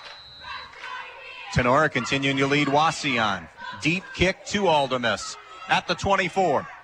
He's at the 30, looking for daylight. 35, nice move, picks up a block. 40. 45 and taken out of bounds near midfield. Pushed out there near midfield by Briggs Gallahue. Yes, the younger brother of Drew, who is playing at Ohio Dominican, for those that aren't aware. So that will be a good return for Antwerp. And they start on the Edon side of things again. This one at the 49-yard line of Edon. 33-20, Bryan leading Maumee. So 1st and 10. Antwerp at the Edon 49. Twins both ways. Pistol formation, 42-26. Aldemus with heat coming. Swing pass, nice throw. Caught Leasty, 45-40. Steps away from Keese, 35-30. Still on his feet. Wrestled down at the 25. A pickup of 24. And I know seemingly if you're watching this from the naked eye, you think, it's just a swing pass out of the backfield. But you know what? That's as good as it gets because it was in rhythm and allowed Leasty to turn it upfield. It sure was. He never had to break a stride, and then you get Leasty there in open field in one-on-one battles, and I'll take Leasty over most people in that situation there with open ground. He moves so well laterally, and just one little move one way, and the hip movement that he has, very difficult to bring down. Gain is of 24 yards to the 25 of Edon. That's a final. Defiance loses to St. Mary's 21-6. Little mini rollout near side. Aldemus sees pressure, and Aldemus, it's not going to be a sack. He's able to muscle his way forward for a yard, actually, on the run. Converging there, Jack Morris and Olds. Or no, Hickman. That's the first official run of the night. Coming off the field gingerly this time. And not going to make it. We have an injury timeout. 5:24 remaining in the third. 42-26, Antwerp in front on the Andres O'Neill and Lowe scoreboard. They'll have a 2nd down and 9 in Edon territory when we return. Precise Metal Form, 810 Commerce Drive in Bryan, wants to say good luck to the Edon Bombers in tonight's athletic contest. Precise Metal Form is a proud supporter of Edon Bomber athletics, both boys and girls sports. Precise Metal Form in Bryan, saluting the athletes on all of their hard work and wishing them the best of luck in this athletic contest. Precise Metal Form, 810 Commerce Drive in Bryan, saying go Bombers in this game. Yeah. So we still have that injury timeout happening. Spencerville has a safety now as they continue to lead Paulding 16-13. Don't forget, when we are done here tonight, it's out to Seattle, Cleveland and Seattle. That is a 10-10 first pitch. We will get you there pretty much as this wraps up. This is going to run, no question, past the beginning of the warm-up show, but hopefully done and get you out there to first pitch. Cleveland leading the AL Central, have been, if not the biggest surprise of Major League Baseball, certainly one of the biggest surprises, because they have the youngest roster in Major League Baseball and continuing to lead. So Hickman able to come off under his own power. That's a good sign, my good friend. It is a good sign. Andy, you want to know a scary thing? Are you impressed with Antwerp so far tonight? I impressed am. with both teams. Are you impressed with Antwerp? Two seniors. Mm-mm-mm. And Aldemus is coming back. You know, they got a lot of high hopes this year. Yeah. Boy, next year. Wow. 22 and 23, time to shine for the Archers. In the middle of a good run here with terrific athletes. Zone read and a keep. Bouncing it to the right. He's got the edge. 15, 10, 5. He explodes into the end zone for a touchdown. I mean, Carson Aldemus found another gear, my good friend, and found pay dirt. Wow, he sure did. Just around the corner. Design run play that time. But again, just the speed and athleticism. We talked about that. Edon's doing a lot of great things, but just a couple more kids that can break those big plays that you see for Antwerp. The 25-yard TD run, another one to add to Carson Aldemus's total on the night. He was already over 100 in the first half. Now the extra point is coming. It's on the way. It's blocked. Not going to get there. So it remains 48-26. Antwerp only needing 4 snaps to get into the end zone that time, and Aldemus the final 25 yards. We'll keep it right here in this exchange. So again, back to a 3-touchdown lead at 48-26. We'll see what happens. I mean, Edon's has proven that, when you think that the game's over with, they come back with some form of a big play and at least puts the issue in doubt to some degree. But they got to stop them. It's easier said than done. You got to get stops. I don't know what else to say on that. They haven't been able to do that all game, and it looks like Antwerp's offensively is becoming a little bit more easy in their drives and less resistance as the game goes on and fatigue begins to set in. So last week, a 47-0 win for Antwerp over Montpelier, and what do you figure, the ones played at least into the third quarter? Different dynamic. 3 maybe? Yeah. So tonight we've got 48 with still 5 to go in the third quarter. No. Point being, offense not bad. I mean, they stick with it. They can go places. They really I'm can. being facetious yes, with absolutely are. It's a very good team. And like I said, the scary thing about this Antwerp team is only 2 seniors on the roster. So, you don't get them this year. You're probably not going to get them next year either, whoever they're playing. So 48-26 on the Andres O'Neill and Lowe scoreboard. Antwerp in front. Kendrick Robinson ready to kick it away.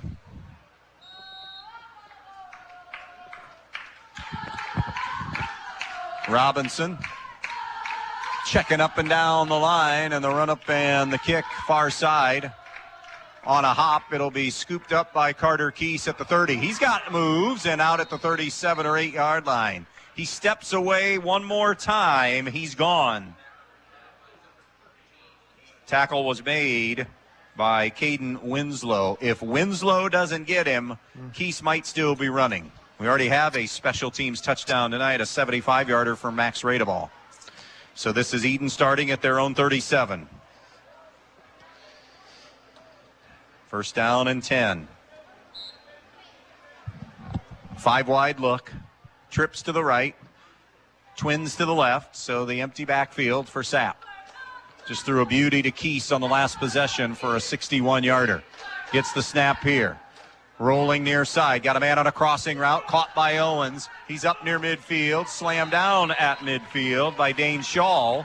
But a gain of 13 on the play. Nice crossing route there. A little dig route by the freshman, number 20, Owens, who's had a couple big catches and a couple nice defensive plays for the Bombers tonight. And now with time becoming more at a premium, Edon getting right to the line of scrimmage. 5 wide again, 3 to the right. Pressure coming. Fade route, caught near sideline. Good grab made in front of Cam Fuller by Cohen Hulbert. Great job by Cohen Hulbert, who's just going to be an outstanding player for the Bombers, offensively and defensively at that middle linebacker spot. Pick up 17 on that pass play. 1st and 10 now at the 33 of Antwerp. 48-26. Antwerp, 4.5 to play. Sapp again. Hits Keese in the middle. Brought down by Aldemus at the 26-yard line. Gain of 8 on the play, so it'll be 2nd down and 2. A lot of offense tonight, Angie. Sure is. Two teams that are so well coached, so many good athletes on the field on both sides of the ball. It's tough for defenses to defend it. We have 1 incompletion by these two quarterbacks in the second half in 8 minutes of football. 3 receivers right, 2 to the left. Fake the screen to the left. Sapp now may run. 30. Makes a move. Turns back inside to the 20. Picks up 5 yards. He made Cyrus Gale leave a little lingerie on the floor there and got the 5 yards for the first down, the necessary yardage. That's the first scramble of the second half by Sapp. Picks up the first down to the 19. 1st and 10, Bombers trailing 48-26, 3:40 to go in the third. Sapp again wants to throw and misses his target. Wanted Ray to ball on an out route at the 10. Sailed it a little bit high and wide, and it'll stop the clock and bring up a 2nd down and 10 from the 19. Both teams will kind of catch their breath here on the incomplete pass. 3:39 left, third quarter. 48-26. We thought we'd be here a while with some spread offense both ways, but it's been a fun one. 74 on the board right now combined. Sapp with 5 wide, wants to throw. Cocks his arm, looks again. Now for the end zone. Touchdown! Bought enough time for Owens to get behind the defense. Snuck behind Taven Shaw and another TD pass. Great pass blocking up front by the Edon Bombers, giving Sapp enough time to scour the field and just threw it the last minute to the freshman Owens in the back of the end zone, who's having a big game for Edon. Nice length with Owens, 6'1". A kid that you can see his frame of his body is only going to fill out, and he's going to be more impressive the older he gets. And they'll go for 2. It's back to a 2-touchdown game. 48-32. What do you think of the character of this Edon Bomber team? I think it's pretty high right now. It really is, especially since you have so many youthful players in important spots. Sapp for 2, screen, little tunnel screen is busted up on the play. You know, because something that what's normal is with young teams, when bad things happen to them, they put their head down and they kind of go into, and then more bad things happen. I don't sense that with Edon doing their first 2 games of the season. It just looks like a team that is more mature than their age. And they absorb punches, as I've said, and they continually fight back. They carry themselves like football players. They make football players that are kind of uncoachable, those kind of things. Now, Antwerp is the exact same way as well, and they're young too. A little bit older. They're more of a junior-dominated roster than Edon, but you're seeing that as well. So just an impressive game offensively by 2 good teams. And listen, when you're spreading the ball and you got really good athletes, it's tough to defend. Both teams are blessed with a lot of good athletes, a lot of young good athletes, which is even bodes well for the future. So I'm going to tell you right now, Foz. Yeah. Week 2 next year, I'll see you in Edon. We're going to be there. By the way, it's final. Archibald, a couple of scores better than St. Henry, I believe. It's final, Ben, right? He just whispered in my ear, and it was 30-14. Is that correct? Yeah. 34-10, so more than a couple of scores. 34-10, and David Dominic, they're good again. Boy, they're good again. Archibald's always good, but usually when we've got these great teams around here, they go down to play the MAC teams, and it doesn't work out so well for us up here. Not this year. Archibald finding a way to beat the mighty St. Henry in the MAC. So Edgerton, that's gone final, 59-0 over Hilltop. Here's another squib kick on the ground. It'll be gobbled up, and taking a knee will be Parker Moore at the 42-yard line. 3.5 remaining. We're in quarter number 3 still. 48-32. Antwerp in front.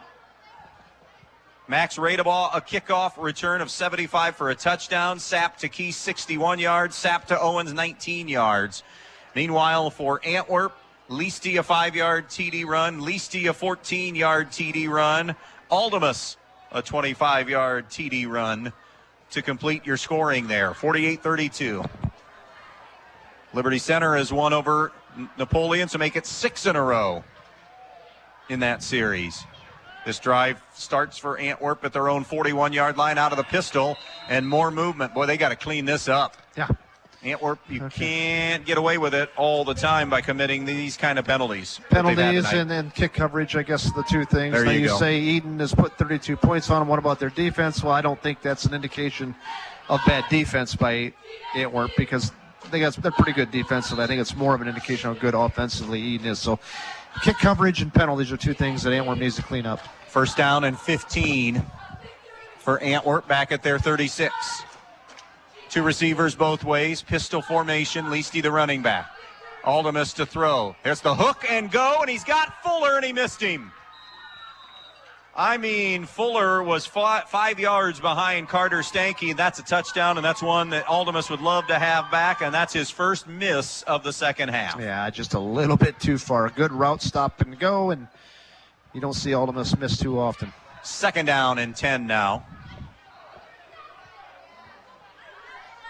Or make it second and 15, I beg your pardon. We had the 5-yard penalty. Second and 15, Antwerp at their own 36. The Archers have not punted tonight. Up 48-32. Two receivers right, one to the left. Aldemus to throw. Lots of time. Fires in a sliding grab made out at the 45 by Landon Brewer. He'll have about 10 on the play. And it'll be 3rd and 5. A long 5, maybe even closer to 6. Reed Leasty has not been stopped this second half. Let's see if Antwerp goes back to him here. 3rd down and 6. Antwerp at their own 45. 2:45 and rolling to play in the third. 48-32 Archers. Aldemus.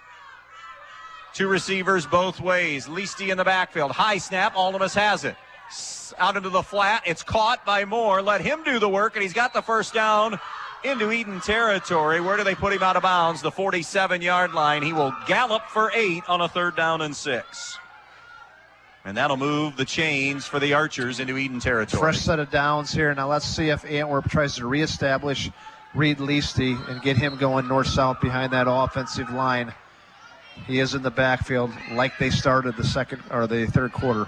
Brian back up to a 3-score lead now, 39-20 on Maumee. That game on 96.5, our sister station. Twins both ways. Pistol look on a 1st and 10 at the 46. Let's get Leasty back into it on a zone read. Leasty able to burrow his way for 5 to the 41 of Edon. Leasty in the second half, 9, 19, 14, 6, 5, and 5.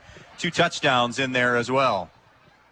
So 28, 42, 48, 58 yards and a couple of scores in the second half to go with his 39 unofficially in the first half. So approaching 100 yards in this one with $1:45 to go in the third. 48-32. Antwerp in front and the football in Edon territory. A 2nd down and 6 at the 42-yard line. Antwerp in the pistol. Leasty in the backfield. 4-down lineman, quarterback draw. A little stutter step move by Aldemus, now backing his way to the 37. He'll be about a yard shy of the first down. Hulbert and Wyatt Moore and Kyler Sapp all in on that stop. So now a 3rd and 1, a long one here for Antwerp as this next snap will happen inside of the 1 minute mark left in this one. Again, when we're done, Guardians, Mariners, 10-10 first pitch. Antwerp doesn't seem to be in too big of a hurry here. I think they've got on their mind, run this play, get a first down, and then go into the fourth quarter 16 points ahead. 2 receivers right, 1 receiver to the left. On a third down and a long one, they'll put Aldemus under center. Split back look. Aldemus just straight ahead, found a huge hole. He's going to get a quarterback sneak for 10 yards to the 28-yard line. Depending on how quick they spot the ball here, that may be the last. That may be the last snap of the third quarter. By the way, Aldemus was over 100 yards passing and running in the first half of play, and that is going to do it for the third quarter of play. 3 in the books here in Antwerp. Our score, Antwerp 48, Edon 32. The final 12 minutes of football coming your way next on B-Rock 100.9. You work hard for your money. That's why we see to it that your money works hard for you, not someone else. At Midwest Community Federal Credit Union, our earnings belong to our members and go right back to work for you, from better rates to lower fees. We've got the products and people to help you build a more fantastic future every step of the way. Join 14,000 other people just like you who want to do more with their money. Imagine a different possibility at Midwest Community Federal Credit Union.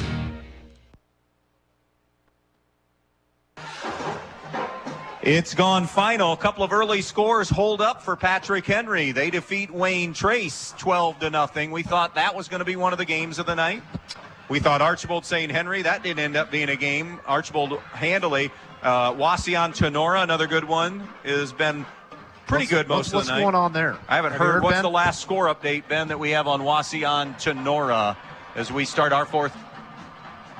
Okay, last we heard it was a 2-touchdown lead for Tenora, which is a good bounce-back week for them. Sure is, after just getting routed by Liberty Center. How good's Liberty Center then?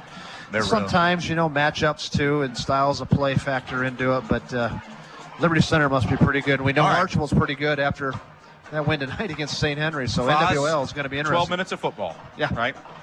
48-32. This thing's not over. This is a critical juncture we're entering here because, simple mathematics, Edon has to get a stop, and they can't keep trading punches as this game goes on here, but they've really shown no inclination to get a stop tonight. They do have a forced turnover and interception, and that's been it. No punts for Antwerp. There's really nothing more that needs to be said here. You've got to get stops. Antwerp's got a couple more stops than Edon, and that's the difference. Its offenses have ruled the day here by both teams. Ayersville beats Delphus Jeff 41-21, so the Andrew Mickey era is now 1-1. Congratulations to him on his first win as head coach. 1st and 10 at the 28 on the zone read. It's Leasty powering his way for a couple to about the 26-yard line. Wyatt Moore brought him down, or make that Garrett Skiles brought him down. 2nd down and long, 2nd and 9. Just underway, quarter number 4. 48-32 Antwerp on our Andres O'Neill and Lowe scoreboard.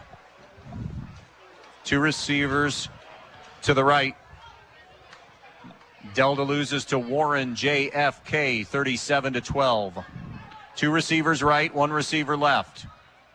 Give it time. All games will be final before we wrap up. Yeah, we figured that. And we knew it. But it's been fun. But it has been a ball. Under center again is Aldemus on a 2nd and 9. Aldemus lost it. Picks it back up, trying to get outside, and broke contain. And now we'll just step out of bounds inside the 25 at about the 23 or 4. 23, so he got 4. It'll be 3rd down. 3rd and about 6, 5 for the first down. 4 down territory. 2 receivers both ways. Leasty, the running back, in the pistol again. 11:03 left.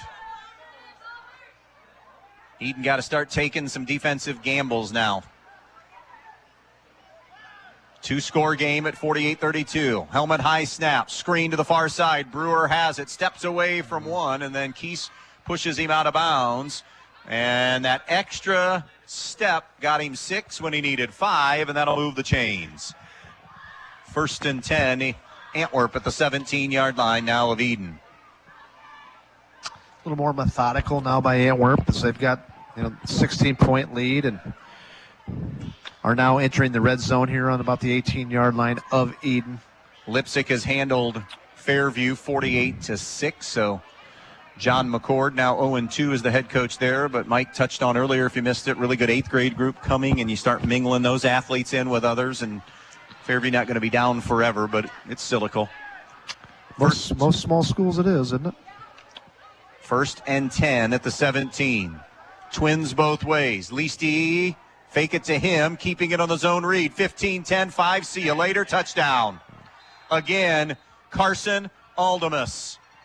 Weapon. He's an assassin from all levels. Boy, throwing the ball, running the ball. We've been pretty blessed seeing some really good quarterback play this year, Andy. We see, of course, Kyler Sapp, who I think is outstanding, and then week 1 we Corey Everett's, who's just making plays all over the field. And then today, the first-team All-GMC performer, Carson Aldemus, is not disappointing by any stretch of the imagination.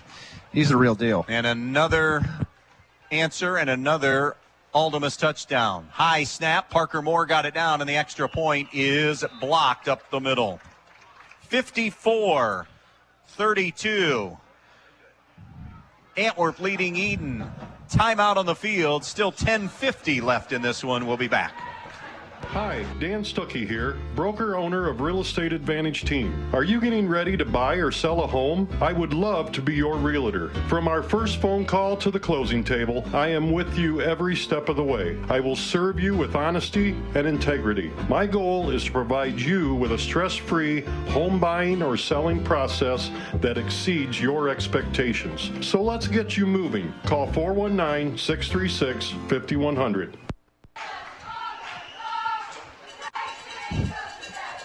Andy and the Foz back here in Antwerp, Ohio. Just a spectacular night for high school football. Day was gray and overcast and just got better as the day rolled on. We had bright sunshine to start this thing, and boy, we have had offensive fireworks all night long. Not just offense, we've had some special teams fireworks. Antwerp has cashed in on Edon giveaways. They've had 3 total tonight, but 54-32 Antwerp lead in this one, and both these teams are going to be fun to watch throughout 2022. Edon, it appears as if, now we still have 10:50 left, but it appears as if Edon's going to start 0-2, but boy, this is as good a 0-2 team as you'll probably find in our immediate area. Yeah, it sure is. I still think they're a playoff team with the expanded format. Before all is said and done, yeah. Before it's all said and done. We knew the first half of the season was difficult with Antwerp and Edgerton being loaded. Robinson's kick will go out of bounds. So Edon also plays Antwerp in week 4, I believe, if I'm not mistaken. Northwood is what I said, didn't I? Okay, Northwood in week 4. So some tough teams in the early slate, but it's a good Edon team. Don't let the 0-2 record fool you. If they don't happen to come back from this game. Plus no Stritch this year, no football team, so they had to find somebody, and it's Norwalk St. Paul. Well, Fort Loramie is on the schedule again too. So really tough schedule. Yeah, really tough. There's a lot of losses out there potentially. So whatever Edon's record comes up again, I think they can still find a way in.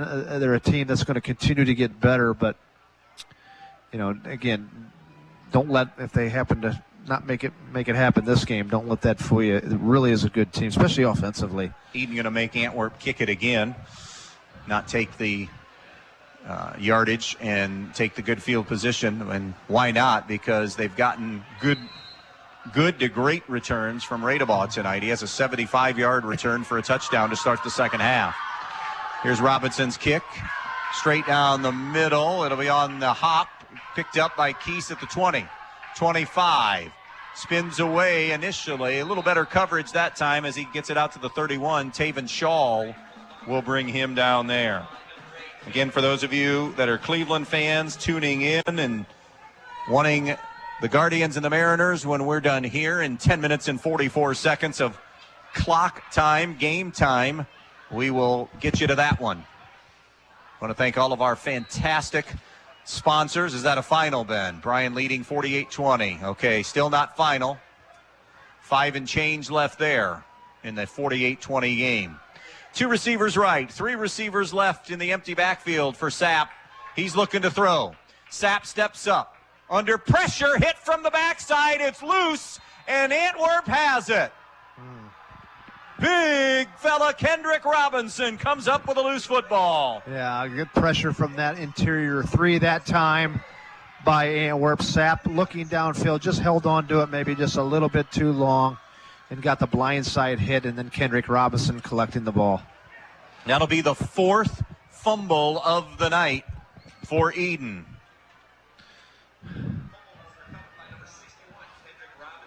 So it'll be 1st down and 10 deep in Edon territory at the 27-yard line.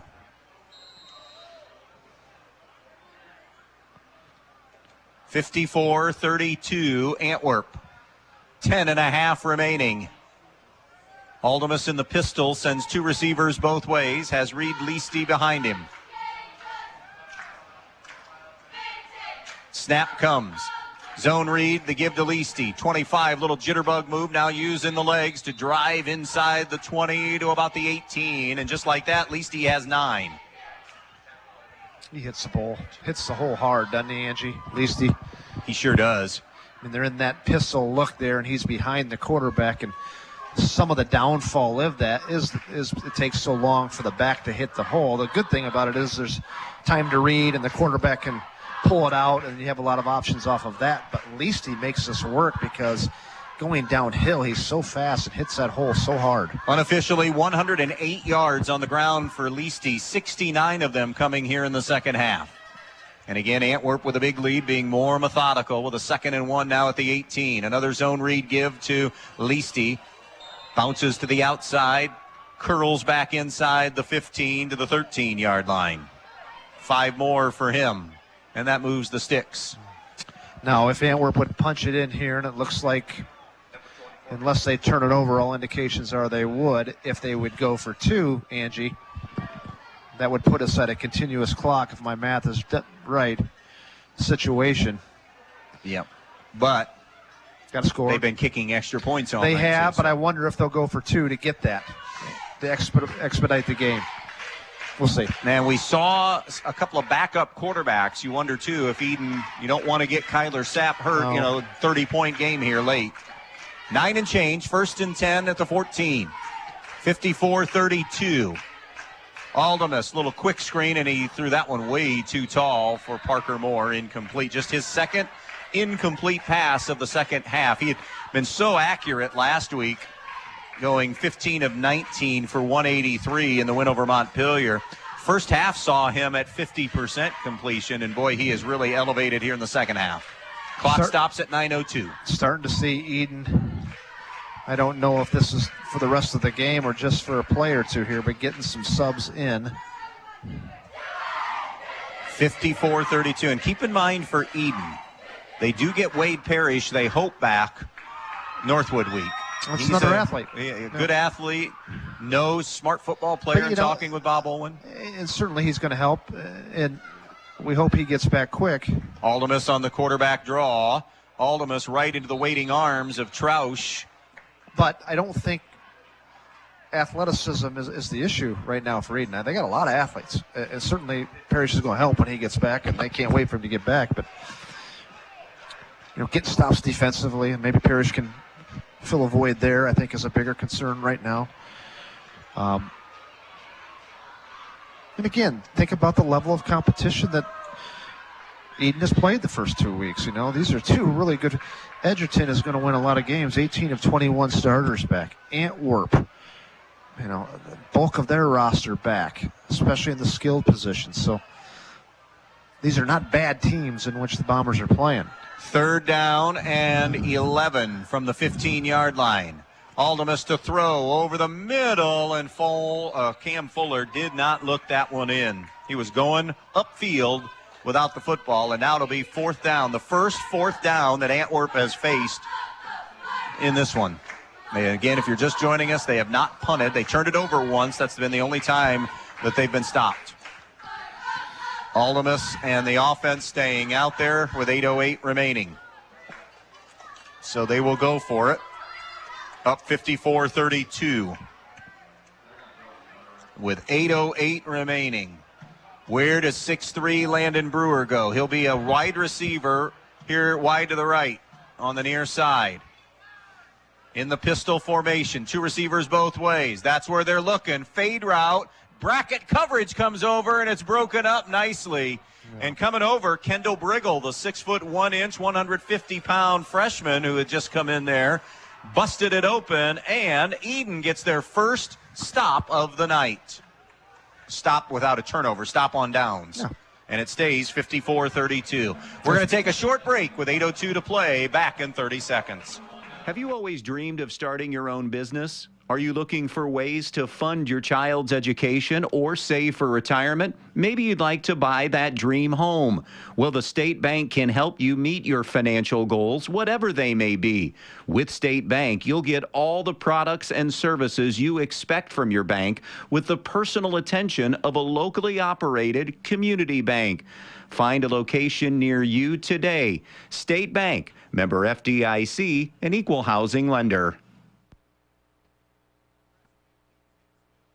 5-6, and just as we come back, mass confusion because a lot of fresh bodies out there that we'll talk about after another 30-second timeout as the twos will finish this thing out. 54-32, Antwerp on their way to 2-0. We'll be right back.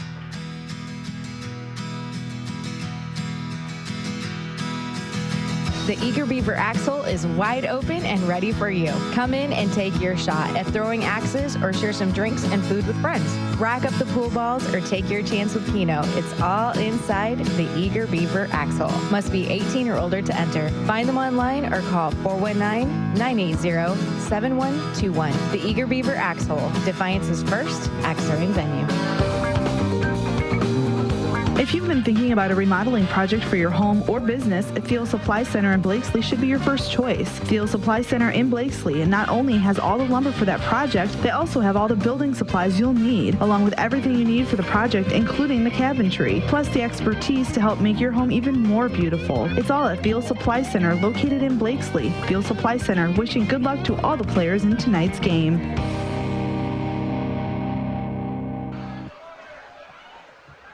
Kendall Brigle is in at quarterback. He will run off the near side and run for about 6 out to the 19-yard line in for Kyler Sapp.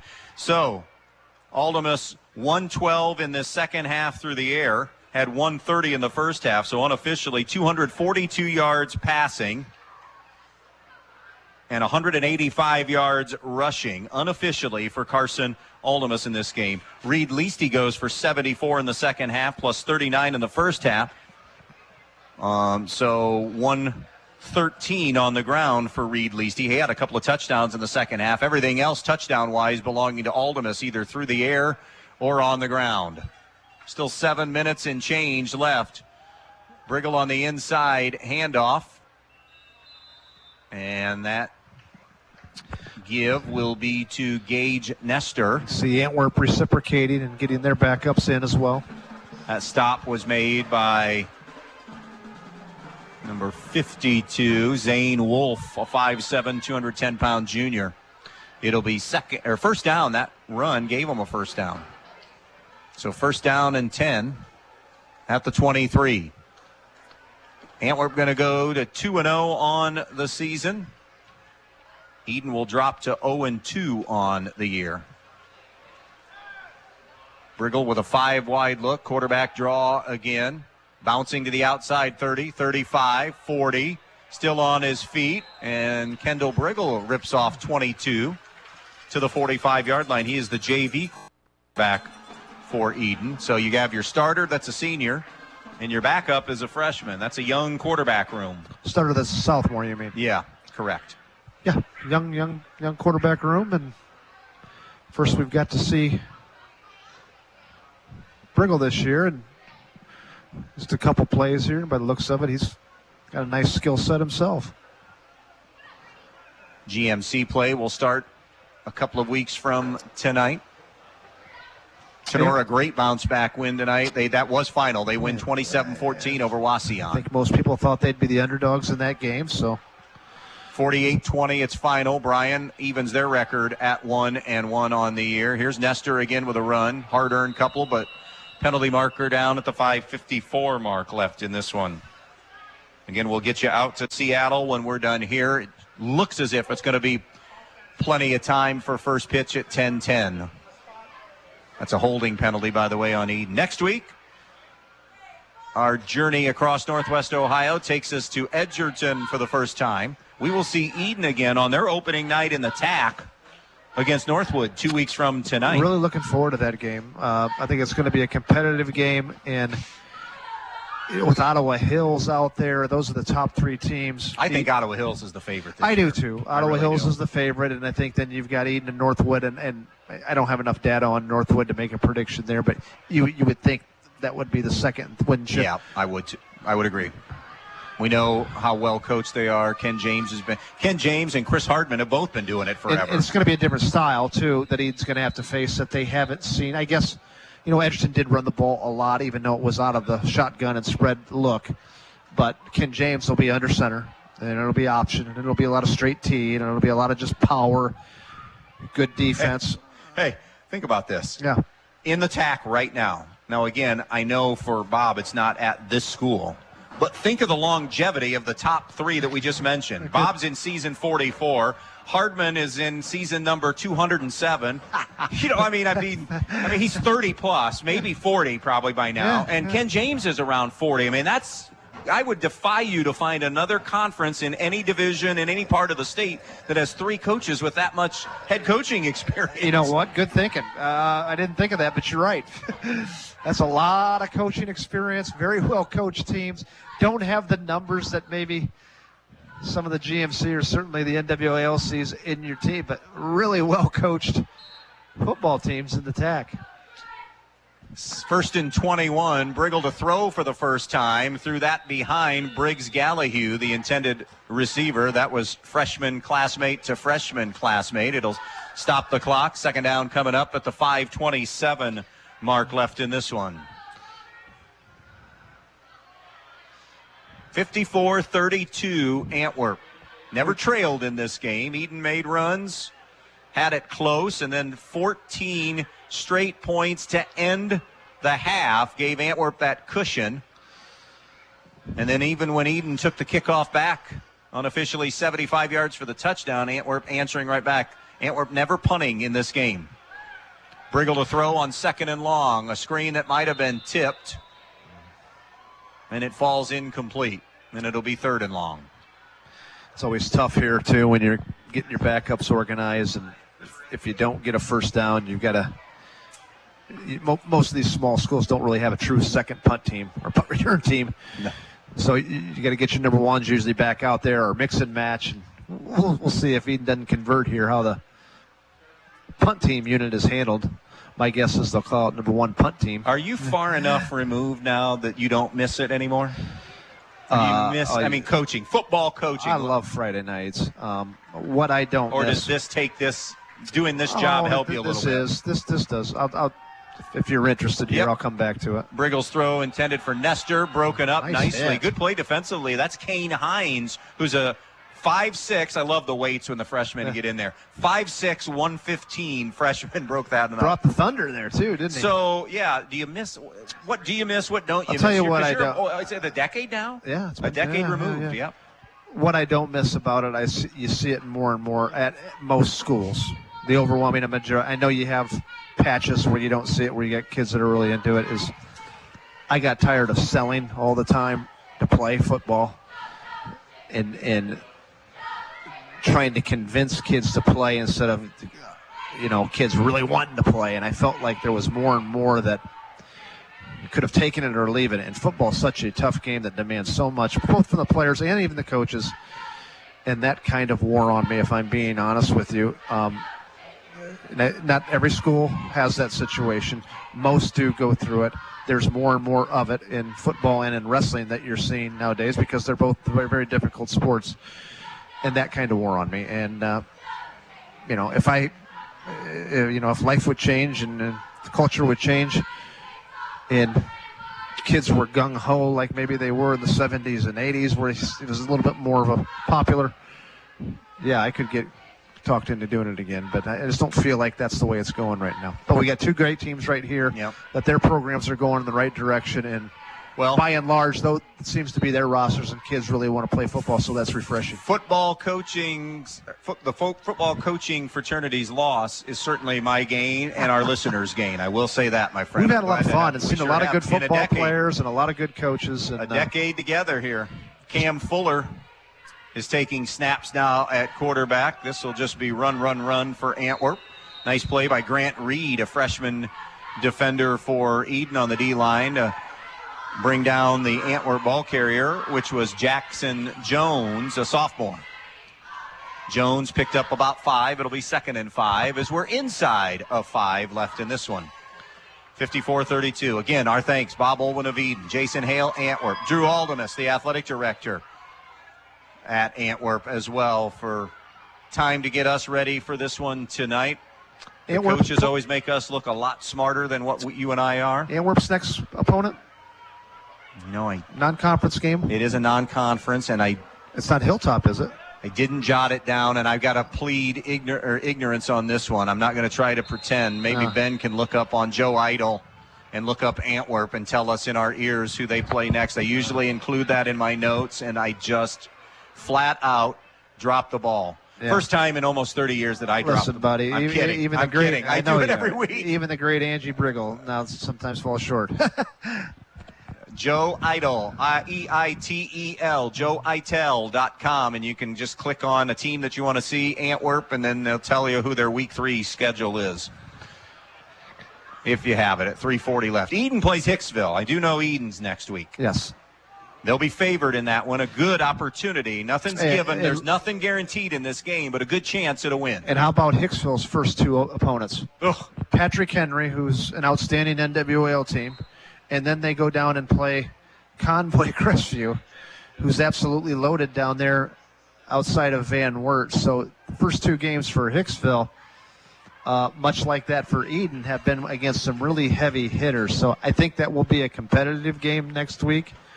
I think Edon's probably a little bit better, but we'll see what happens. But I think Hicksville, with that difficult first 2 games as well, maybe be a little tighter than what you think. It is Hilltop, okay. Yeah, Antwerp plays Hilltop, so... and that one, heavy favorites to go 3-0 into the conference, just like Edgerton will be a favorite in our game to go to 3-0 against Montpelier going into GMC play for them. So 3 snaps, by the way, got us 8 yards, and now they've milked the clock down, and we'll spend a timeout with 2:42 left. That'll allow us to take a timeout as we try to get all of our inventory done ahead of Cleveland and Seattle. 54-32 Antwerp. Back in a moment.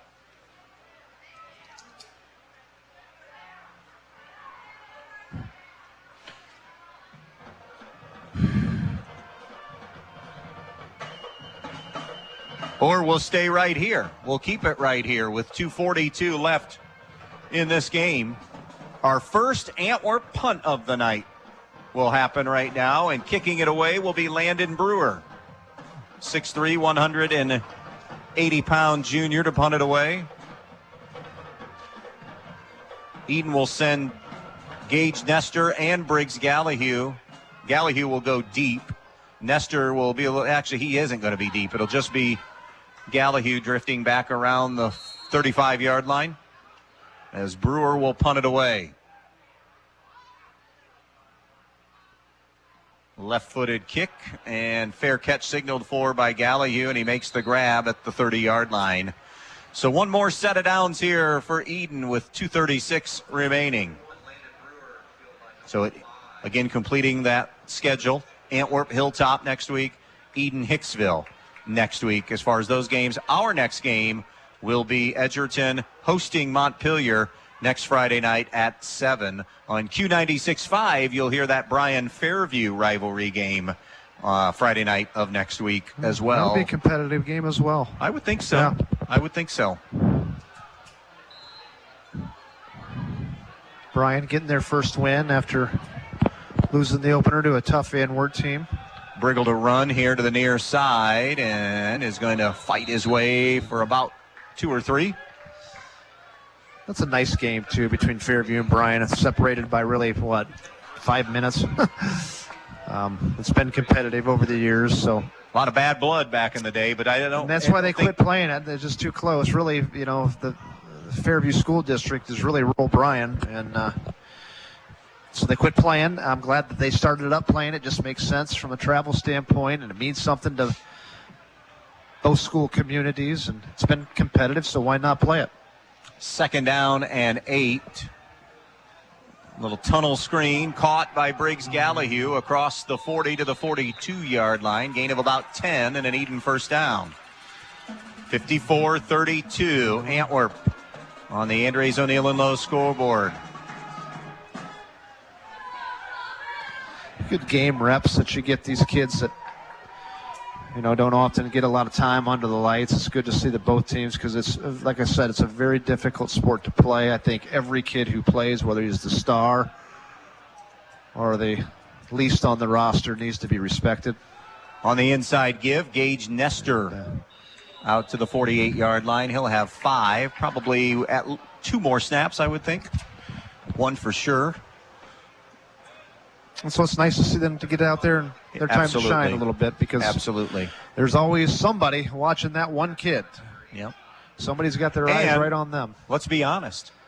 There's a kid or 2 or 5 out here that are a snap or so away from getting significant playing time if you get an injury or something. Better believe it. 2 receivers right, 2 receivers left, 1 running back. 50 seconds left on a 2nd down and 6. And a flag flies. False start. Okay. I'm just going to say it. Yeah. I know. Don't call it a flag. I know what I'm going to be greeted by. If it's a flag, if it's a penalty in the first minute of the game, it's a penalty in the last minute of the game, and I'm sorry I don't buy it. You swallow the whistle. Me too. And there is no false start on that snap. Especially when it's going on 2 a.m. I mean, you just put the whistle away. I'm sorry. It's been a really well officiated game. It has. But you and I have been together long enough and have been friends for 40 years. You knew where my thoughts were when that thing went right away. I jumped all over that one, didn't I? Brigle to throw. Once down the seam, nobody home. Nice little arm strength there by Brigle. Intended, I think, for Carter Stanky. And that'll stop the clock at 43 seconds. And a 3rd and long coming up.